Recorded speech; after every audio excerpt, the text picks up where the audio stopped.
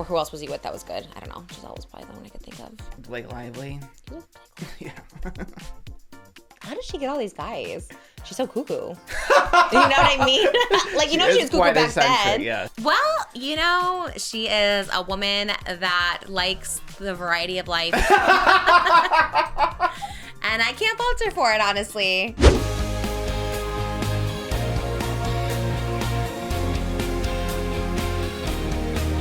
Her name is Trish, she's got the dish and all the gossip's filthy rich, pretty and pink, hot topic queen, and says what everybody thinks, she's just Trish.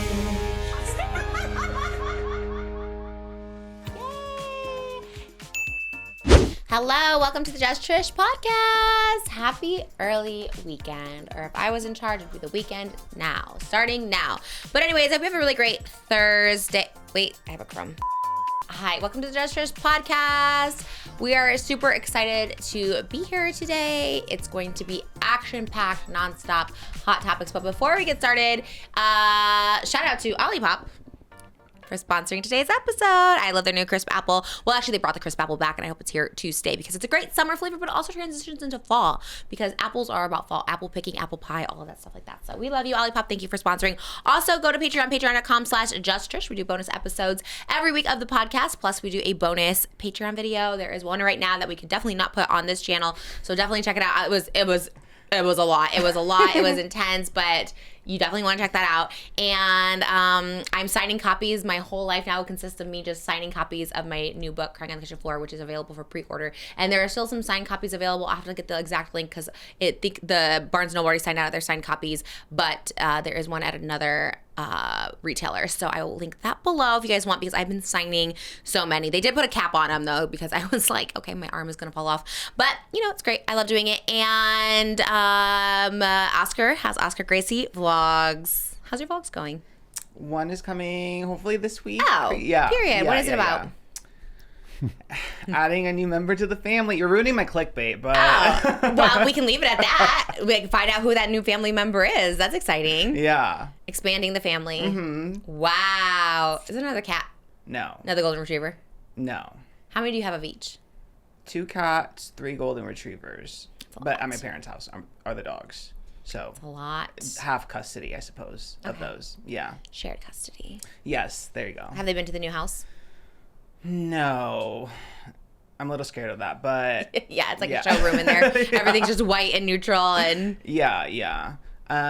It's hard for me to not spoil my clickbait though, because Okay, spoil it. I did go to the pet fair over the weekend, and I wasn't even gonna talk about it because it's kind of niche.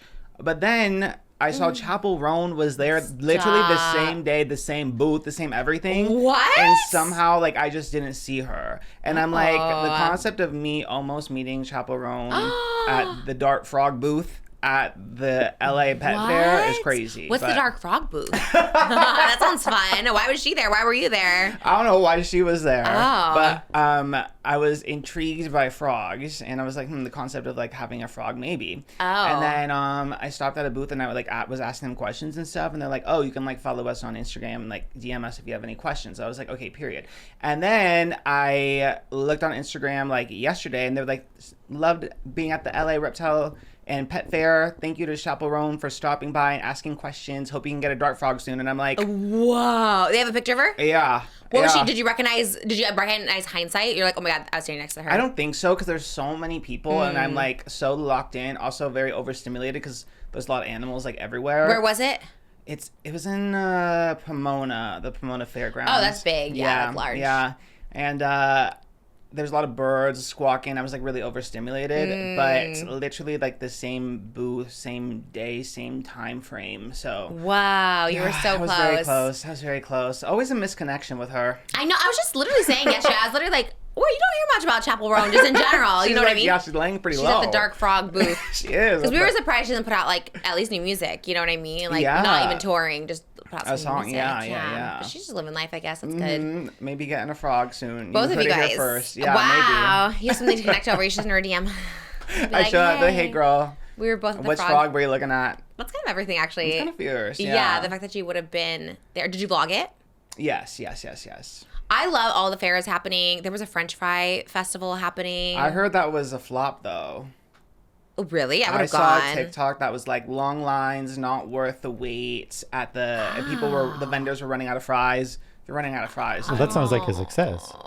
That's true. True, I guess. But be prepared, I suppose. Mm-hmm. I guess people really want. I love like an idea of like a food festival, like a foodie festival. That It does is sound fun. fun. Yeah. Lines though. Yeah, make your Lines. own homemade fries. Trust me, it's much better. Oh, there you go. Go to Moses Cooking Videos. He just put out a homemade fry recipe. Was that your latest one, the burger and fries? Did you put Yeah, out the fries? burger and fries. Yeah. They were delicious. You're making nachos grande today, which I'm super excited about. That was a good request from me, and hopefully Good request from me. it was a good request. I was like, because I don't have Pilates again today because everyone's on vacation, and we talk about this all the time, but everyone's on vacation in the summertime. So I've had the days off of Pilates 2 Wednesdays in a row, and then she's like, oh, I can have a substitute. And I was like, it's okay. I honestly, like, I love a day off. And it is crazy to like finish this podcast, do the Patreon, and then kind of just have nothing to do. It's kind of nice because usually I'm like running to Pilates and then I do a little hike or something like that.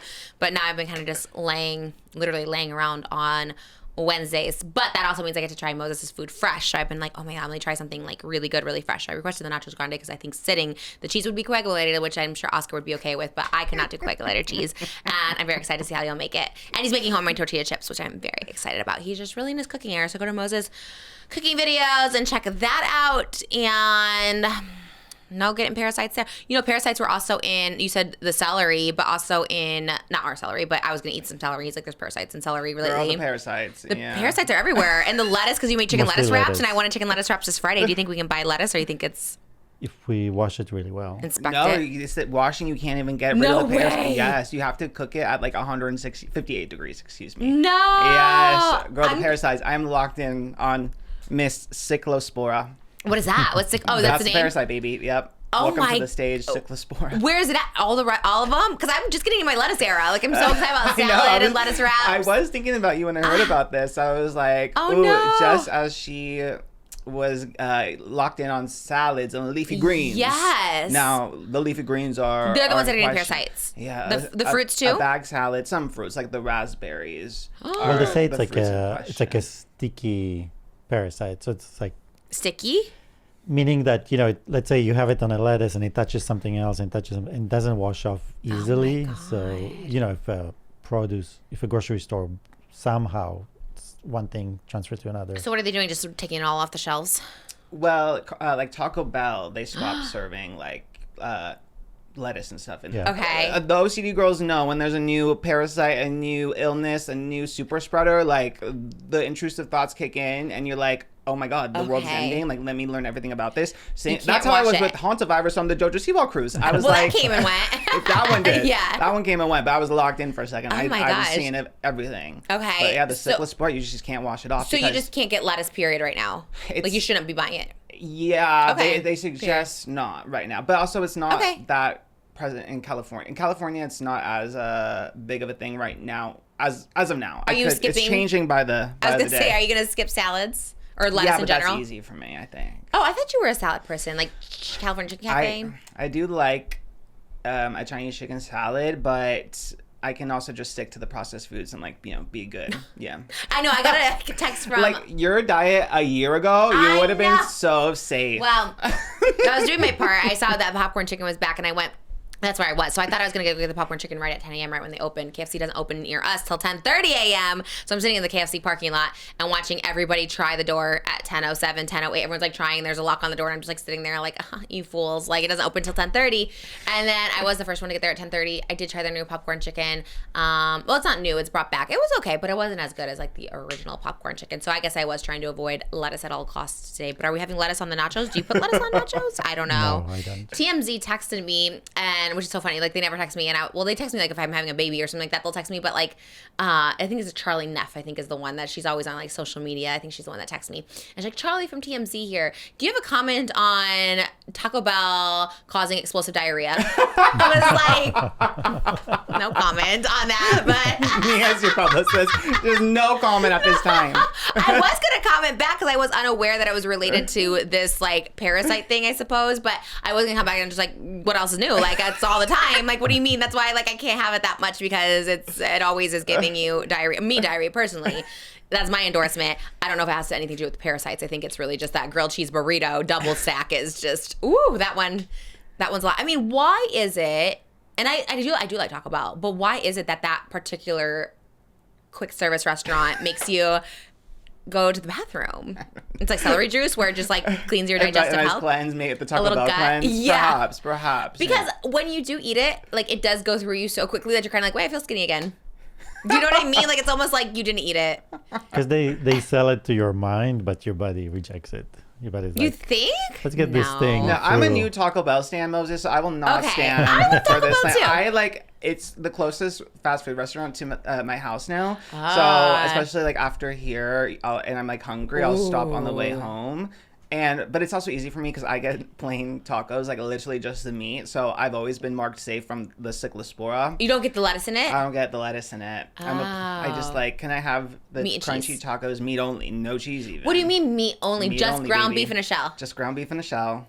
Kind of like that. It's kind of fierce. Actually, that is especially kinda good. now. Especially now. Yeah, the grilled cheese burrito doesn't have lettuce either, so I'm clear of that. The things I get definitely don't have the lettuce in it. But that's good. At least they threw it out. I love that TMZ was on it. I love that TMZ reached out to me. I was going to forward them Tana's number. I was Who's like... the eater? Yeah. That is probably what they were thinking. It's kind of like... And it was like Oh last my night. God. I need Tana to issue a statement. I know. I was going to Well, send I it to think her last we need night. to warn her. That was my first thought. Yeah, be like, hey, because she... If she had it anyone's Monday. gonna get Yeah. it, oh my God! If Yeah. anyone's gonna get this Oh, Cyclospora, it's her. Because her luck, You're her medical luck right. is actually quite bad. I shouldn't tell her though because she is a hypochondriac and she Yeah. didn't have it Monday night here, and so I shouldn't be like. And I think she does get the lettuce and the tacos of it all. Pray for Tana. Well, if they threw it out, they probably didn't have lettuce. Pray for Tana, you guys. I know I was gonna send it to her, and then I was like, well, I'll save it for. I'm supposed to see her tomorrow for not loving myself. So I'll save it for tomorrow, but I should anyways because then she can make a TikTok about it, and then we can know her immediate thoughts. But prayers to everyone who's had the parasite. I guess they're living. They're just getting sick. Yeah, but a lot of people are like, "Ooh, that sounds like a good like skinny hack," and I'm like, you guys, it sounds really terrible because you're like nauseous. And it's for a month. Yes, for like, month? like usually a Uh-huh. flu, like a stomach bug lasts a few days. This is a full month. And what happens is that people get dehydrated in that time. Oh my- And then they get hospitalized for dehydration. That's the issue. You guys are very locked into this. How is this not a hot topic last time for you guys? You guys know so much information about it. I just found out about it literally yesterday. It was not like, yeah, it's not a pop culture hot topic, but Dude, it I feel became like- once Taco Bell got Once Taco hit. Bell, yeah. And Then it TMZ, becomes I a- was like, okay, damn, they really want my But my comment on statement this. to TMZ is get a bidet. Period. Oh. That's a good, yeah. Not spawn, should be. And that's mine. We do love that's true. It's easier to clean that. It's hard on here. I say makes you feel skinny. Not the parasite, but Taco Bell in general when it runs through you. Any statement to TMZ from you? I would Taco Bell? say like let's investigate the government and not Taco Bell. Like Oh. why are they so hard pressed on investigating Taco Bell as if they're the one? They're not the CDC, baby. They're just like putting the lettuce in the damn taco. Yeah, why did So it Taco seems Bell like an injustice. get the heat? Because they were one of the first like fast food chains to say that lettuce and cilantro and pico de gallo and stuff were unavailable because of a recall. So then now they're being investigated when like if it's the supply chain, what are they supposed to do? You Yeah, know, it's yeah. not just Taco Bell. It's every leafy greens in jeopardy. So. Someone's trying to bring Taco Bell down. Who? I want to know because their stocks did know. go down. This is how locked in I Wow. am. Me, who has no idea what the stock market is, suddenly I'm the financial guy. And was Okay. like, their stocks went down like 6% after this. Wow. Yeah, so it's really affecting them. People really do fear things, huh? Yeah. Like we're jumping ship off this. I think post. Taco Bell gave the stock market diarrhea. Oh my god.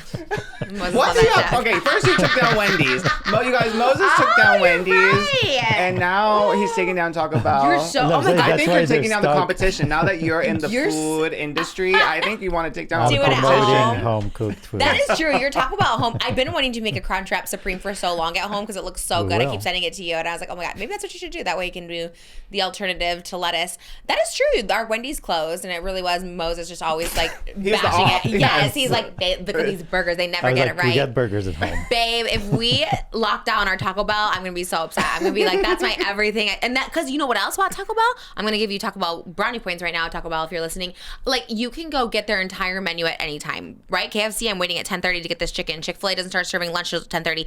McDonald's sometimes is 11 a.m. to get some chicken nugget and French fries. Taco Bell has their grilled cheese burritos around the clock. If I go at 8 a.m., they'll give me a grilled cheese burrito. So they kind of have their menu full around the clock, 24 hours. And I don't think any other QSR could say that. Very into my brands lately, but shout out Taco Bell. Honestly, I did have a dirty soda at KFC, and I feel like I had literally 3 sips, and I feel a little nauseous from that. I stopped right away. Shocking, because when you made a dirty soda at home, you also had a bad experience. So, I mean, brave of you to try again, but also risky. You're right. Well, that was me concocting it, so I just thought it was how I know. What's in a dirty soda? What is it? Just creamer? And it's like different creams, yeah, and like syrups. Oh. I literally had 3 sips, and I'm like, I'm going to die.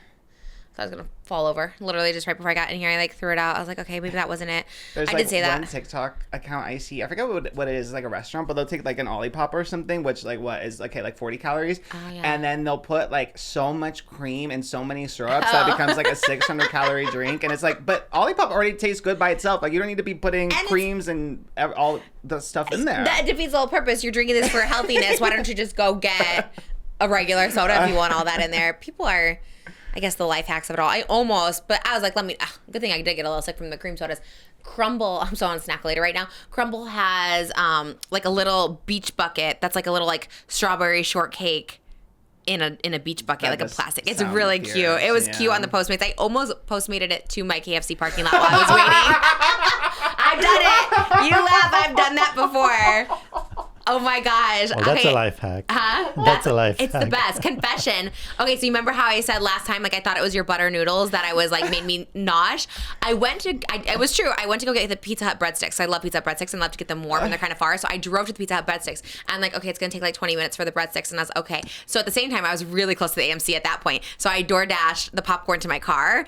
And I did have some popcorn and oil, which by the way, shout out to our viewers. They actually did say that it is just butter flavored castor oil. Like it is just oil at AMC is what they said at the movie theater. I believe it because it does taste just like oil. Yeah. And it's like butter. So it's not even butter. It's butter flavored castor oil. They never really even melt. It makes sense because this way it's always liquid. And yes. So I had it that day, which I think the combination though, probably like the butter noodles, but mostly probably the butter popcorn that day.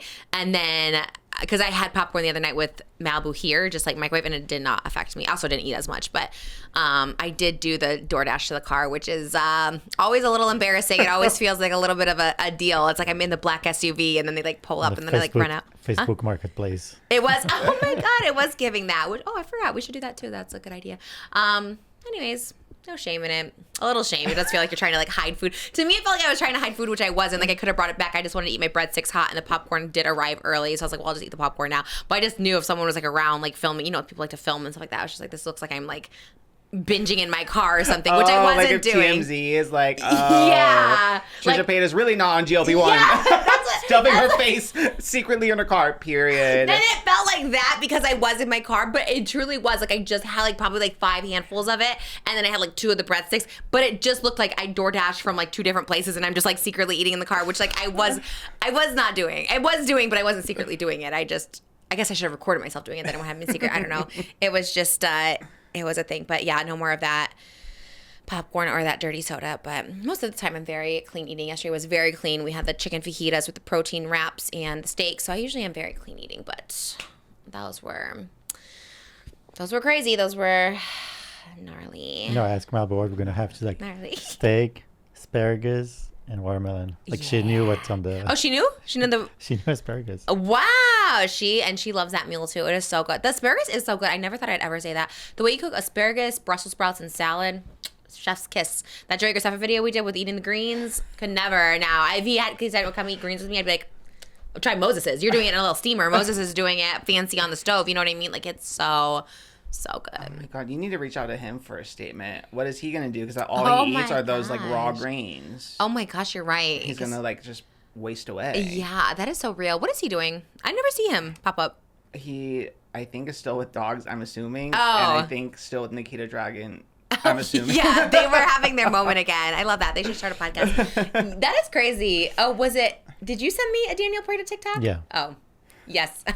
About the topic we can't talk about on here, but they talked about it on Patreon. Well, I think you inspired him. That's my feeling. Did you see it? Because he must have sent it with no context. And I was like, this is random. Anyways, I love seeing because I hadn't seen Daniel Prada in a while. I was like, I love that. Yes, he was talking about an infamous video he did about another infamous creator. Let's say that. Yeah, Yes. it's the trend that's like, I didn't have no pen, no paper. I just got up to the mic. I was like, driver, roll up the partition, please. What would your caption be if you did that trend? No. Okay, you know what's so funny? I prepared my like 5 things that are like worth the money, thinking that you would ask me that. Yeah. Oh my God, we had to do that trend too. Well, you know, I do it. I always say people are attached, and then I do it because I love the trend so much, and then I do it. Everyone's like, okay, but I have $0 in my bank account. I was like, okay, maybe I shouldn't have done this trend, but we should do it because I love this trend on TikTok. I love trends on TikTok. Moses, be thinking about it too because I want to know your answer. Okay, because it's so funny. Every time I see you get excited about a trend, I'm like, just in case Trisha asks me, I should think about it. We should always do that. I just think you're so not on TikTok trends, so that's why I'm always like, well, I won't, but I love TikTok trends. The things that I think are worth the money are AMC A-list. I stand by that. Oh, for sure. That's a great one. I would say massages. Those are like my splurges. When you like treat yourself, like splurge. And I always have like chronic pain in like my shoulders and stuff, but I do like deep tissue trigger point, and it gets comes rid of in clutch. Yeah, it's kind of expensive, but like the relief that it gives me to be able to move, especially in my old age, I'm like, this is fierce. Okay, that's good to know. I would say, I honestly think a fish tank, because I did see there was a therapist at the LA Pet Fair in the aquarium section giving a presentation on the relation between mental health and aquariums. Oh, I believe that 1,000%. I think that's so real. Yeah. And I was like, hey, this seems like a good investment like in my mental health. So like, let's celebrate that. Okay, that's true. We go to the aquarium at the Four Seasons all the time. It's not the aquarium. They have like a fish tank there. And we just like sit there and watch the fish. And it's like, so we love it. They love it. We've been doing it since Malibu was a baby. So that I do believe that 100%. Yeah. So I would stand by that one as well. This is like really specific, but like a good blender, because I love blending. Like I mostly like eat the fruit acai bowls and smoothies. I love my blender. 5, my vacuum. I love vacuuming. And is it a Dyson? It's I think it's a Shark. I think it's a Shark vacuum. Okay, I think my sister might have that. She wanted a vacuum last year for $500 for Christmas, and I was like, she loves it. Is it the one that has like the laser or something? Maybe, yeah. Yes. It was like a bougie one. Well, I got a small one for the carpets. Oh, the Shark. I have that too. You have a Shark. Oh, okay. Oh, yeah, so, if you have pets. Yeah. Why do you think it's worth the money? I think, again, if you have cats or dogs and the hair gets to you, seeing it everywhere, you need a good vacuum. You need one that's reliable, good battery life, very portable, very easy to maneuver. And I'm always vacuuming. I vacuum at least like 5 times a day. Like when I'm stressed, I vacuum. Maybe that's why you have bad shoulders. That's a lot of vacuuming. Oh my gosh. Yeah. But I love my vacuum. Oh my God, those are good ones. You should post TikToks of this because that trend is so popular right now, and I love seeing people's like takes on things. I think that's like so good. Yeah. Thank you so much, Olipop, for sponsoring today's episode of Just Trish. Their new cans are beautiful, more beautiful than ever, but it's the same great taste you love with all the great fiber and low sugar. That sounds like summer. Let's crack one open. That crisp apple just gives me all the tingles in the best way. Olipop is sponsoring today's episode. I love Olipop. I love when they sponsor. It's a healthy alternative to soda, which is like the best thing ever because sometimes water can just be boring and we want something that is a little better for us. And it's actually good because it supports digestive gut health as well, which is wonderful. It just regulates everything so much better in a world where we're just like less calories, less sugar, which it has. We also want more fiber. We want more fiber because we're all doing protein these days and we really just want to keep our digestive system healthy, regulated, and functional. Olipop is a feel-good soda that combines the classic soda taste with the benefits of high fiber to support digestive health. It's known as the feel-good soda, and who doesn't want to feel good? And don't you want to give the gift of feeling good? That's right. When you gift a can of Olipop to someone, you're making their day as well, and we all just want to feel good. That is the vibes of the summer. So many benefits to Olipop. There's high fiber, less sugar versus traditional soda, functional ingredients that support digestive health. With all the great benefits of Olipop, why are you not getting a can today? They're available everywhere that there's chilled beverages, soda aisles. I get mine at Ralph's. They're available at Target. They're really everywhere for you to get. And Olipop is making it easier than ever to gift Olipop to yourself or someone you love. Get a free can of Olipop today. Buy any 2 cans of Olipop in store, and they'll pay you back for one. Works on single cans of any flavor, any retailer. Go to drinkolipop.com/Trish for more information. That's drinkolipop.com/TRISH for more information on how to get paid back or where to find your Olipops. Olipop is available in the soda aisle with the chilled beverages at thousands of retailers nationwide, including Target and Walmart. I love the crisp apple. They have their cream soda back by popular demand, and hopefully they keep them in rotation because Olipop, we love it. Thank you so much to Olipop for sponsoring today's episode of Just Trish. Post it.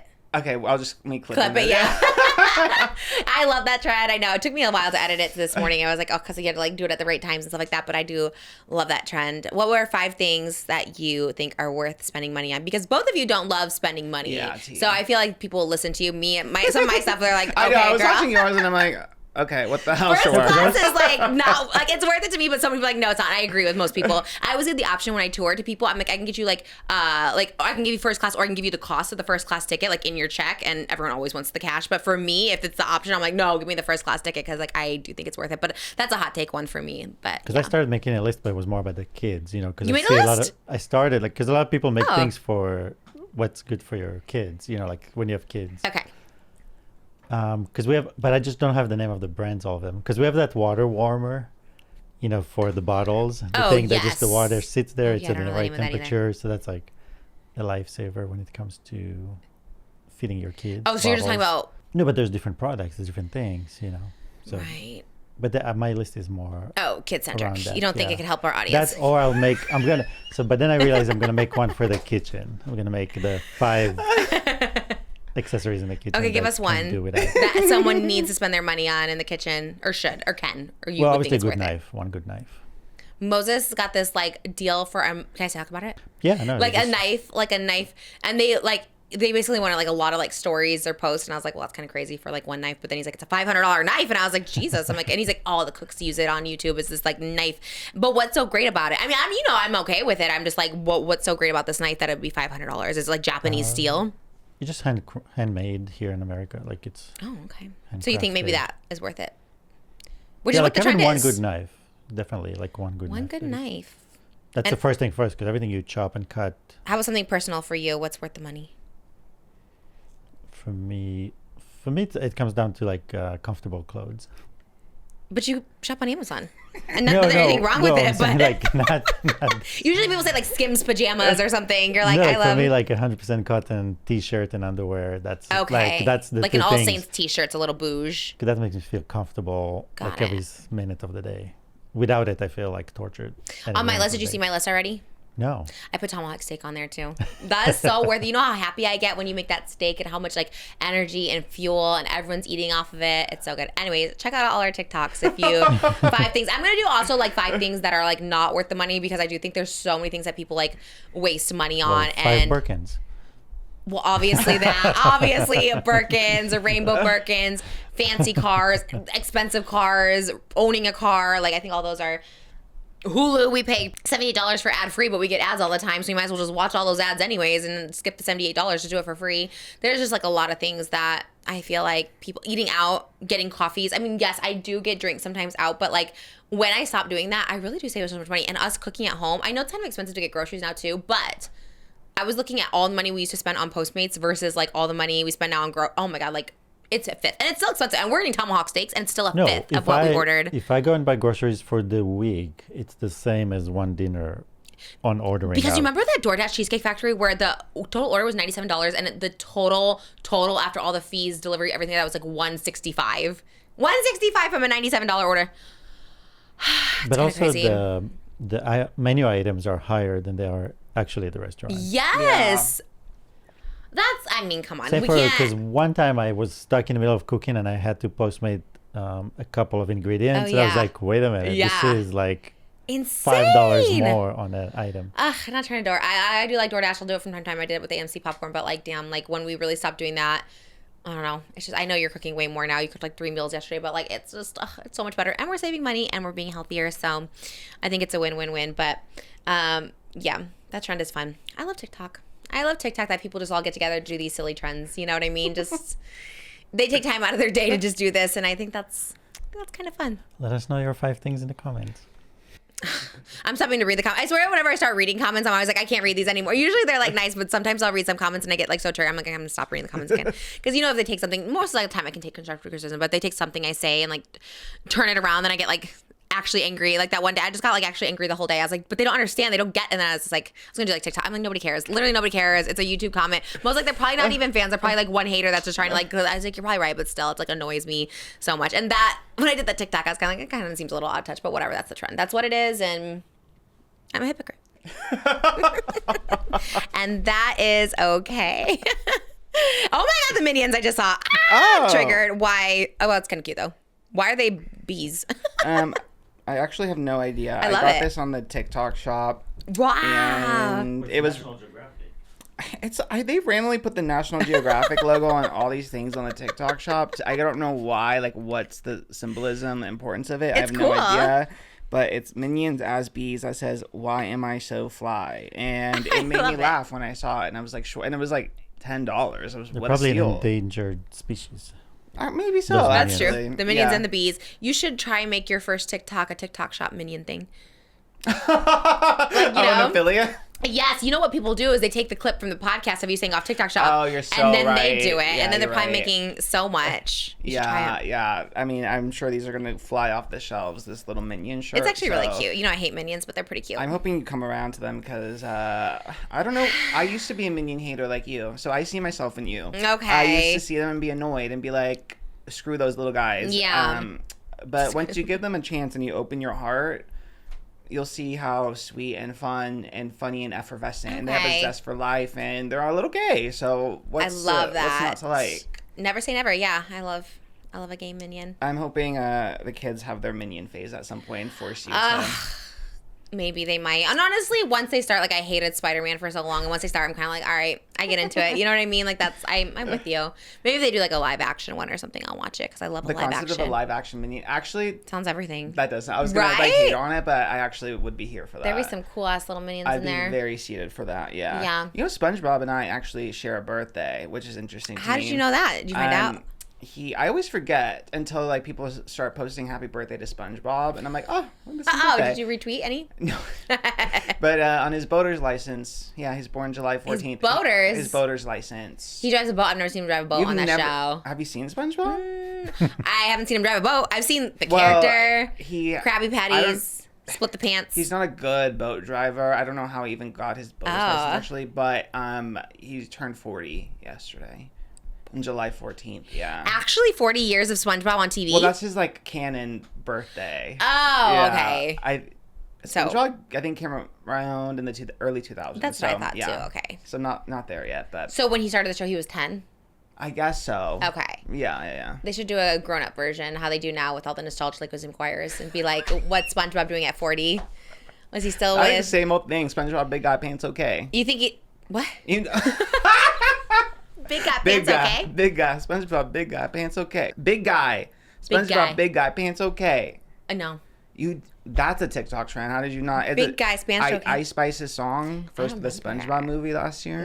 I missed that one. That's crazy. Well, I guess I don't know in straight world. I guess you don't get a lot of guys, but like the guys, like the gym guys, Oh, everyone's no. posting their thirst traps to it, So which that's- took away the campness of Ice Spice as a SpongeBob character. Oh. Singing about SpongeBob. You should do that in the gym. I'm thinking all these TikTok ideas for you. You should do that one. I want to do it, just like Big hanging guy on my. pants okay. Yeah. Oh, I Yeah. gotta find it.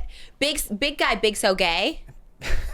What is it? Big guy, big guy, SpongeBob, big guy, pants okay. Pants SpongeBob, okay. big guy, Wow. pants okay. pretty good. It's about him being tall enough to ride a roller coaster. Is he? I Seems forgot the not. lore. My nephew watched it and he was giving me the lore because I just know the song, and he was explaining to me the context of the Oh. song. And he said he finally was tall enough to ride the roller coaster, but then he was scared on the roller coaster, something like that. So shout out Leighton for giving me that information. Love the name. Yeah. Oh, was that a name you were gonna use for your kids? Yeah, Leighton. in high school because I loved Gossip Girl. Oh, right. And I loved Blair Waldorf, who was played by Leighton Meester. I loved the name Leighton. But my nephew's obviously a boy, and I wanted it for a girl. But I actually like the the little flip. gender swap. Yeah. I love Leighton. What's Leighton Meester doing now? She is in your favorite show, that Netflix show, the rabbi. Nobody Oh. wants this. No. Oh yeah, I forgot. Love the show. She is. Who is she? She is Not Kristen Bell. no, Kristen. The concept of say- Leighton Meester being Kristen Bell. Yeah. Not the lead is what I was saying. Not the lead. She was a guest star. She was Oh, like one Kristen Bell's nemesis or something. God, I don't even remember. Oh, I kind of remember. I kind of remember because I think I told Moses that's his wife because I think I looked it up. Was it season 2 maybe? Yes, season 2. I think I do remember that. It's a great show. Is it coming back? It is coming back, actually. It was nominated for an Emmy as well. Wow. So maybe you'll see them when you go for Hacks and Euphoria. Oh, yeah, that's right. When is the Emmys again? Oh, September. September, yeah, after Labor Day. I might actually have an Emmy in as of yesterday. I can't really talk about it, but I do think I have maybe I would hope so. Emmy in. But, like, not just as an Emmy goer, like, to be a part of the Emmys. I hope so. Okay, you put it out there, really. We'll manifest. We'll do all that. Because I think in my, I don't know. We'll see. I had a little call. And then they were like, and I was like, wait, that's so crazy you said that because we were just talking about this on the podcast. But I think that happens whenever we put that in the title. It was like Euphoria. Oh, yeah. You remember you put it in like months before? What will I manifest next time? I don't know. Sounds scary. Something good. I know. Well, then yesterday's title was Trisha Gets Cheated On. And my dreams last night were so horrible about Moses. I literally woke up this morning. I'm like, I had weird dreams about you. And then he was just like, okay. And I was just like, he's like, but I wasn't even thinking about it. But I think it was like the title or something because it was like seeped into me and it actually made me mad. And like, it was one of those dreams where I woke up and I was like, okay, I'm going to like get out of this dream because it was awful. And then I like fell back asleep and it was like happening again. And then I woke up just pissed. I was just pissed off. I was just like, what the hell? And that hasn't happened in a while. So I think you really do. There is some power in the title. Put it in the, yeah. So I was like, okay. Although it's all Ezra Sosa's fault for cheating on you with Kenzie from Love Island. 1000%. But then I was thinking about it. I was like, honestly, I'm busy with a book tour this year. I guess maybe next year. Yeah. Maybe. Yeah. And everyone is really pushing Kenzie for Dancing with the Stars. She did Call Her Daddy this morning. Wow. And that was one of Alex Cooper's questions. Like, you should do Dancing with the Stars. And she said, is she a dancer? I don't know. She is a dancer, yeah. Okay. And she was dancing a lot she was doing the splits a lot in the villa, so. Oh, right, the slam clam. But she's a nurse, but also was a dancer and loves Dancing with the Stars. So. I like it for her, and not just because like I would love to be partnered with Ezra, but I do think she should go with like a club because I do think, like I said last time, love connection because that's how they meet. Like people meet each other and then get married on Dancing with the Stars. She is exclusive now with Dylan, who she left the villa with. So. She said that on Call Her Daddy. Mm-hmm. I don't believe it. I think they all say that, and then it's like, but then you do Dancing with the Stars, and you become popular, and then bye-bye, Dylan. Bye, Dylan. Yeah, you know, I was like, I don't think that's going to be. I do like her. You know, I'm always seated for Dancing with the Stars, so even when they cast people, I have no idea who they are. I do end up liking them towards the end, you know? It's like, okay, they were pretty good. Like that Danielle Fishel, she's everywhere. I was like, good for her for being on Dancing with the Stars, getting a little resurgence. Remember her from Topanga, Boy Meets World? Yes, of course. Oh, did you watch? Yeah. Oh, I like that show. It was pretty good. Yeah, I am interested to see if she actually gets cast. I mean, it is crazy. Like, the Islanders this year leaving the show are, like, instantly famous. Like, Trinity, who is the winner, she left the villa with 2.5 million followers, like, before she even got her phone back. Yeah. I need to go on it. I don't even have 2.5 million followers. I mean, I am so jealous. I wish I could go on that show so bad. I know. I was thinking, like, the concept of, like, being a girl on that show sounds so fun. Being a guy, like, a straight guy on that show sounds horrific because, like, I hate them all for the most part. A few cuties, but for the most part.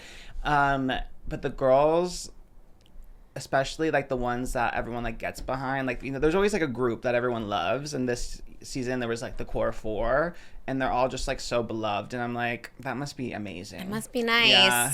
I'm still pitching Gay Love Island that I can host. I would love just a island full of gays and me, you know what I mean? It'd be so much fun. I would love it. That'd be so fun. I know. I've been seeing tweets about that too, like, why isn't there a Gay Love Island? I'm like, baby, I think any big metropolitan city is gay Love Island, I fear. I think West Hollywood, New York, Boston, anywhere there's a lot of hot gays, like, y'all are already doing Love Island. But like, we need to see it. We need to see it the same way. I guess you know what I mean? That, yeah. Yeah, I think people would watch it. They had a gay bachelor. It kind of flopped, but like I feel like if they would have put it on a network that was like known and not like whatever network that was on, I feel like it would have been better. It needs to be produced in a good way because it can come across like, I think when it's too produced and like too focused on like cattiness or like, I don't know, a lifestyle, people like don't relate to it. But like, you need to be like hot but relatable, and people are losing the recipe. No gays of WeHo. Yeah, like you can't be like a nepo gay. You can't be like insanely rich or an influencer. I think you have to be like fresh, hot, like a hot working class gay. Like, how are you making time for the gym but also working a 9 to 5? Like, that's more approachable. That's a good question. That show that flopped was a good example of gay Todrick. show. Todrick. Gays of West Hollywood. Oh, I thought you just said in general. Oh, just general gays of WeHo, yeah. What the show with Todrick? Yeah, people really hated on that one, but that's because they weren't relatable, they weren't likable, and like they weren't really friends. Yeah, they just like cast a few gays with following and put them together. Yeah. And some like kind of unlikable. You do need a villain, but like you got to have some like Some that are likable, some that are redeeming. Yeah. And they cut into RuPaul's Drag Race, so everyone's like, we yeah. don't want this. Yeah, that was crazy because they literally like they shortened it to I think just the hour. That was that was Sugar Spice. How she called this season. Yeah. And like the runways were like so fast. It was like 2 seconds to see like a their TikTok $10,000 dress. I'm like, Yeah. Jesus Christ. No, that was sad. Crazy. Yeah, and I think that's also why I got a lot of hate amongst other reasons. But one of the fan favorites from Love Island this season, she actually either deactivated her Instagram or some fans are speculating that maybe it got taken down because KAYDA, she reached 1 million followers and then her account got deactivated. Wait, why? So there's no answer as of yet. There's like a lot of speculation. I would say like the theory that makes the most sense is she left the villa with Zach, and Zach is the one who had the bisexual allegations and everyone kind of hated him in the villa because essentially he would just be like, he would kind of be downplaying his relationship with KAYDA, be like, well, I could say I love you at some point. Like he was kind of non-committal and a little kind of a manipulator. So the viewers really didn't like him during the show, and he's been getting a lot of hate post Villa. And because he's bi? No, just because his behavior on the show. Oh, got it. Just being like a bit of a dubious menace on the show. And but KAYDA still like has feelings for Zach, and the core four each posted a statement. Like the 4 most popular girls all posted a statement saying like, you guys show kindness to Zach, like we all love him, we're all friends with him. KAYDA posted a selfie of the 2 of them together on her Instagram story, and then after that deactivated her account. So she did it. Yeah, or it went down. So it's tough to say. Would bet that she probably deactivated her account because it was just like very overwhelming to like have feelings for a guy and have 5 million people telling you dump him, he's trash, he's not it, etc., etc. Good engagement though.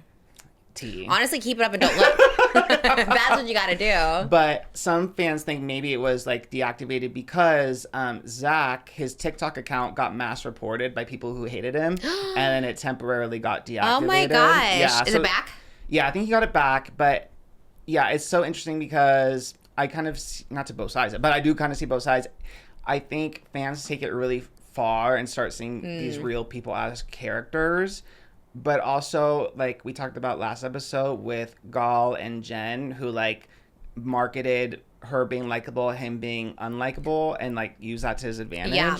I think if Zach just like took accountability and like, I don't know, like made fun of himself and was like, you know what, you guys are right, and like took ownership over it, it would go a long way. Yeah, but he's not doing that. He's not doing that. And I think he left the show because his brother was on it a previous season and he was like a fan favorite. So I think he thought he was going to be like beloved leaving, got so much hate, and then instead of like issuing a statement himself, like having the popular girls issue a statement defending him instead of like using your platform yourself. Yeah, probably a better way to go. I think there was such a better way. I mean, literally Gal and Jen like made the blueprint of how to like go about navigating this. Yeah. Like just make fun of yourself, and you know, people want to get their lick in and then they'll move on. Right.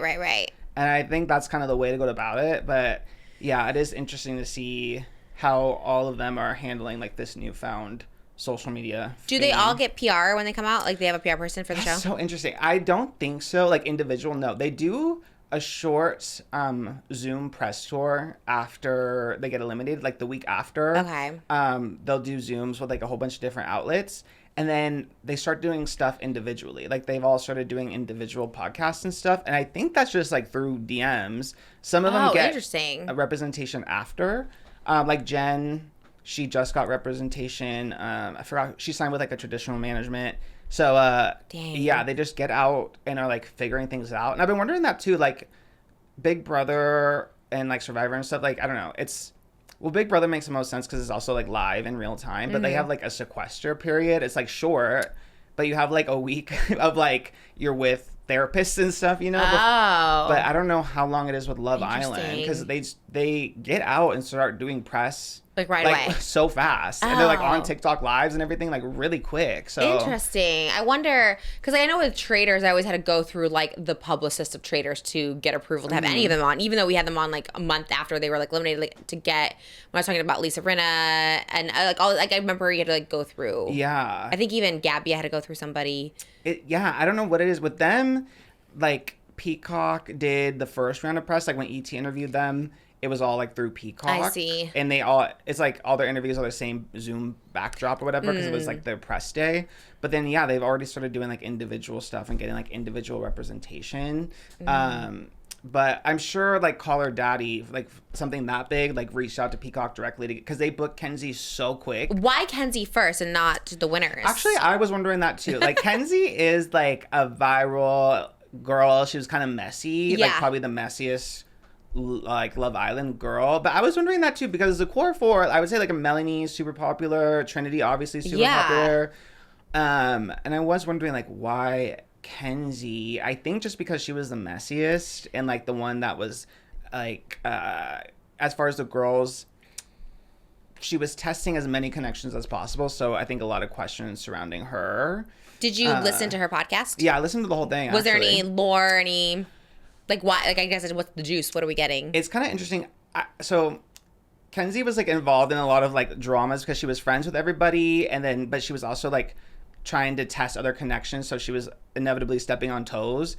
So like she got her lashings from the other girls a lot, but like, okay, like why aren't you're supposed to be my friend? Why are you trying to kiss my connection? Whatever. Oh, that's so funny. So Alex Cooper, I could tell, was trying to like bait some shade, like especially against the core four, Melanie specifically. So Melanie and Kenzie are friends, like they were like best friends in the villa, but Melanie kissed like Kenzie's connection Corbin, like the guy that she was coupled with. So there was some drama there, and so Alex Cooper kept trying to bait her to like kind of be shady towards Melanie, and she like wouldn't. She was very nice. What did she say? What was her excuse? She was just like, the way she explained it was like, what they didn't show in the villa was like she asked Melanie like, hey, are you actually interested in Corbin? Like, because if you are, that's okay. And Melanie told her like, no, I'm not interested. But then 24 hours later, she is pulling him aside for a chat and kissing him. And that's why she was like upset. Not because she did it, but just because like she wasn't like upfront about it. Who did Corbin end up with? He ended up with Parmita, who came on. Yeah, she was like later down the line. Who she is a whole other.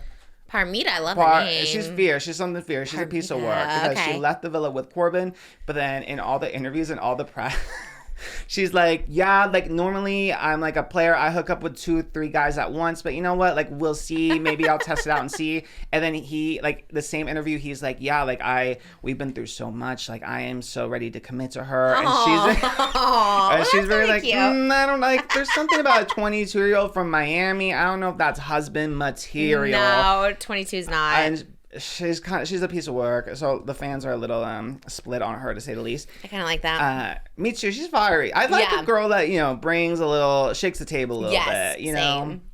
But yeah, with Kenzie, the big escandalo was one of the other contestants was on TikTok Live, and at like a watch party, and in the background you could hear Kenzie and another contestant, Jaden, talking about Melanie. Who's in the core four, and was like, it's like the Melanie show. Like if you weren't friends with her, they voted you out. And Soul, who was like recording, went like, oh, hopefully no one heard that. Which like, girl. Oh, he knew. So he knew it was in the background. Yeah. Soul, she's the girl. Sorry. I don't know. You at the reunion? Yes, okay. Who usually hosts the reunion? Actually, Andy Cohen and Ariana are hosting it. Together. Yeah, together. Okay. Which like just let her, whatever. Anyway. Andy always does. He does the traders too. I know. I'm like, just let her host it. But yeah. Whatever. Maybe, yeah. I don't know. But yeah, that was like a big point of contention with the fans. Like, why are you like shocking like your friend? Yeah. Why are you jealous of Melanie? Kenzie tried to clear it up and said like they were talking about like how Melanie was getting a lot of screen time, but it wasn't shocking. But the fans aren't like 100% on that. They think like, well, you're still if you're debating how much screen time she's getting. Where was the recording? Where was that at? Where did that air? It was on TikTok Live, and it was like, and it was just like a viewing party or dinner or whatever, and it's like really dark, and then the girls are talking like in the background, but they have pretty distinct voices, so you can tell it's one of them saying it. TikTok, that's why live is never good, because it's like when someone's talking and it's like, I don't know you're recording, because you never know when someone's alive. You just like, they're just live. You're like, well, say it. And there was another TikTok Live or Instagram Live. One of the contestants, Sincere, like his family was watching the finale live and were saying the most like out of pocket stuff, like just trashing all the girls, calling one of them Shrek, like one of the girls Shrek. Oh my God, none of them look like Shrek. I don't even know any of them, but they not like Shrek. And they were like, oh, Sincere should have tapped that Melanie, the girl that he left with. Like, just so degrading and all on live. And it's like, I think if there's a room of people, just don't go live, because you don't know who the hell's talking. Including if I'm around. Like, I hate when people are like, oh, I'm live. And I'm like, oh, don't do that, because you just don't know what you're saying, you know? Yeah. My whole life, even like our private conversation, I'm like, I'm just always scared someone's live somewhere. I'm like, I'm just never going to talk to anyone ever. Because I just live as if everyone's recording me always. Yeah. And it's like, I don't know. I feel for them, like all the Love Island contestants, because you come out and then like you just have so many like eyes on you. I think to come out and have 2.5 million followers, like, and you just have access to your phone like so quickly with no like therapists and stuff guiding you through it, like it's a lot to be perceived on transition that level. Yeah, it is that's a. And how long are they there for? A month without a phone? Yeah. What about the ones that have kids? Aren't they like what? That's true. There was one, Sean. He has a daughter. He got eliminated pretty early on, but yeah, that was like a big point of contention. Of tell you if there's an emergency, but still, I don't know, not have a phone. Woo, no. Could you do it? If you did, which one would you do? Survivor, Big Brother, Love Island, Traitors? Because Traitors, they don't take your phone away. You kind of have it. Yeah, Traitors would be like the most fun, I think. Big Brother's just so long. Like it's so long that I don't think I could do it. And also like I would be so self-conscious. Like I don't think I wouldn't say anything problematic, but I would just be so like locked in about like which angle I look fat from, like which of the like 700 cameras. Well, they're pretty skinny camera angles, right? They're usually pretty high usually. But then there's some like in the refrigerator and stuff, and it's like, girl, I don't need you to be like seeing what the hell I'm eating for breakfast, you know? Yeah, that's true. That is true. That's the thing with Big Brother. You really, it's so funny because like I really know you're being recorded, but you really do just kind of forget. Yeah. At least the Big Brother I did, maybe the US one, do they have cameramen inside? In the US one, it's all built-in cameras in like the furniture. It's all like two-way. Like there's two-way mirrors, and then they're just like built into fixtures and everything. And then you have to wear a mic. But so there's never camera people in the house. No, you don't see people like at all. Oh, which is crazy, yeah. That's how ours was too, and it was just like you do just forget because you think like, okay, they're not filming everything, or if it's like so boring, it's like, okay, no one's gonna watch this, but they do pick up like every little thing. I got in trouble by Big Brother when I think I threatened to expose one of the guys. I'm like, I have so many followers online that if you talk shit to me, that they're gonna all come for you and call you a snake. And then Big Brother's like, that's bullying, and if you do that one more time, you're out of the house. And I was like, how the are you listening to that? It was like 10 a.m. This guy also was bullying me. His name was Sam, and he was also being an asshole to me the entire time. That's why I said it, but they only put me threatening to expose him. And I was like, and he was so mean, and they didn't even put it that whole time. Like, it literally was me always yelling at him that they showed, and they never showed him being mean to me. And I was like, this is bullshit. Are there live feeds in the UK one or Celebrity Big Brother UK, or no? Is it just what you see on the show? I don't know. I want to say it's live. I don't know. I don't know either, because I feel like I would have seen more clips of you, right? So it must just mean the show. It's like every night. Yeah. Is Big Brother every night here? It's 3 nights a week, but then the live feeds are like available to view 24/7. 24 hours. Yeah, on Paramount. Oh yeah, they probably didn't have that. I'm sure there would have been way more. There'd be so many clips of you. But how are they doing the live feed? How is everyone watching every camera? They select 4 cameras. Usually it's 2 scenes and then 2 camera angles per scene, and then they just have someone like on a switcher switching willy-nilly. That is I think Big Brother is like the creepiest concept ever. I hate, especially here in the American one, if you're watching it 24/7, that's like a little too much. That's like a little too weird. For everyone involved, the person, first of all, the production, I like, what the are we doing? Why are we like showing the surveillance everyone? Why are you offering it to people who pay that's more? why it's called Big Brother. It's like Exactly, surveillance. but are we scared of Big Brother in the government? Like everyone's like so scared of it, but meanwhile everyone's like championing this, just like like Love Island too. It's giving Hunger Games, and everyone just like praying for the downfall. It's like we are becoming the awful part of society that these movies are like, showing. Yeah, I don't like it. I don't like it. I used to love the live feeds. I haven't. Last time I watched like in gosh. high school. That's kind of the last time I watched them. Now I think it's on Paramount Plus.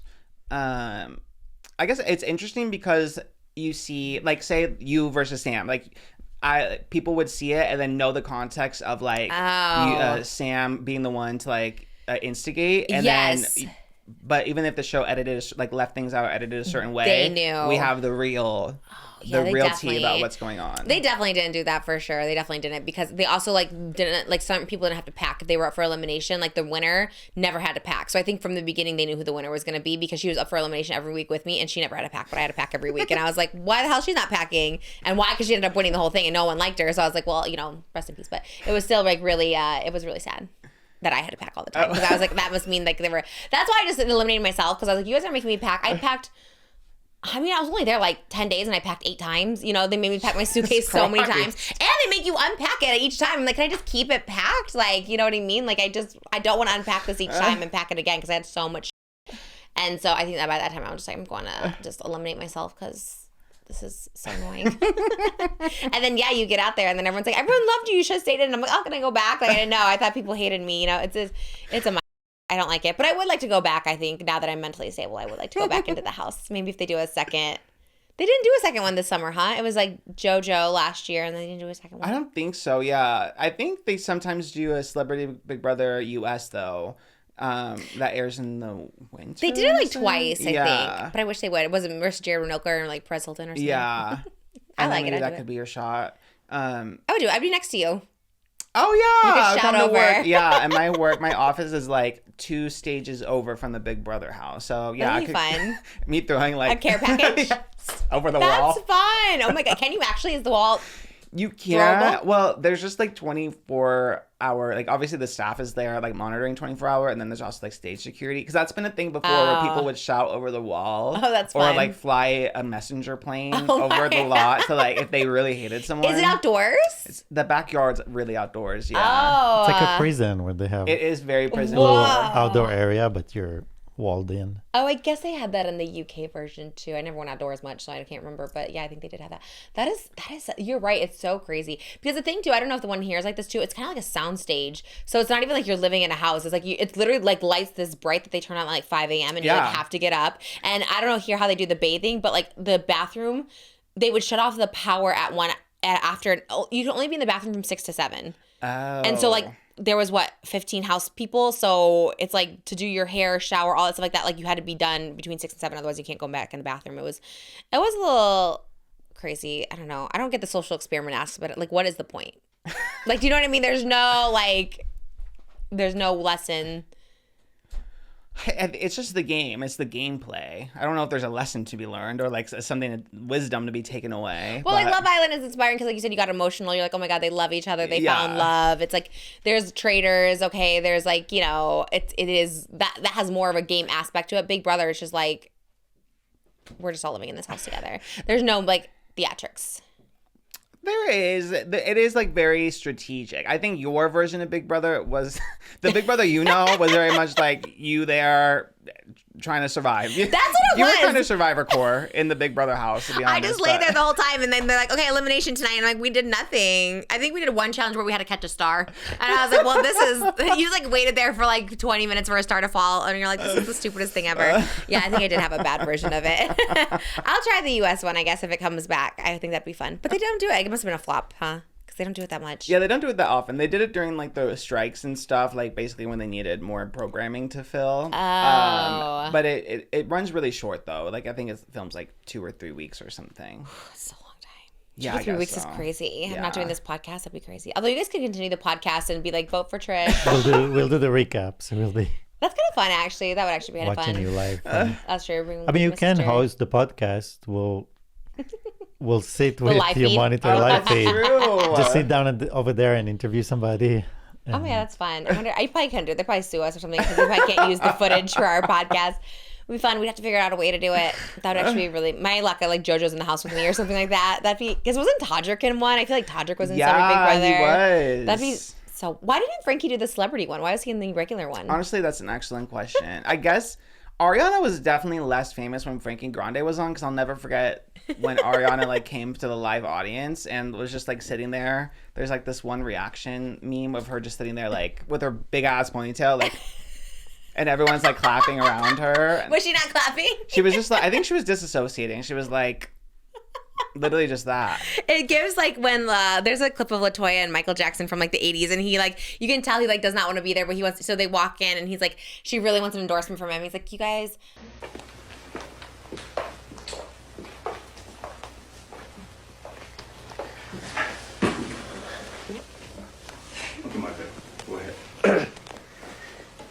My name is Michael Jackson.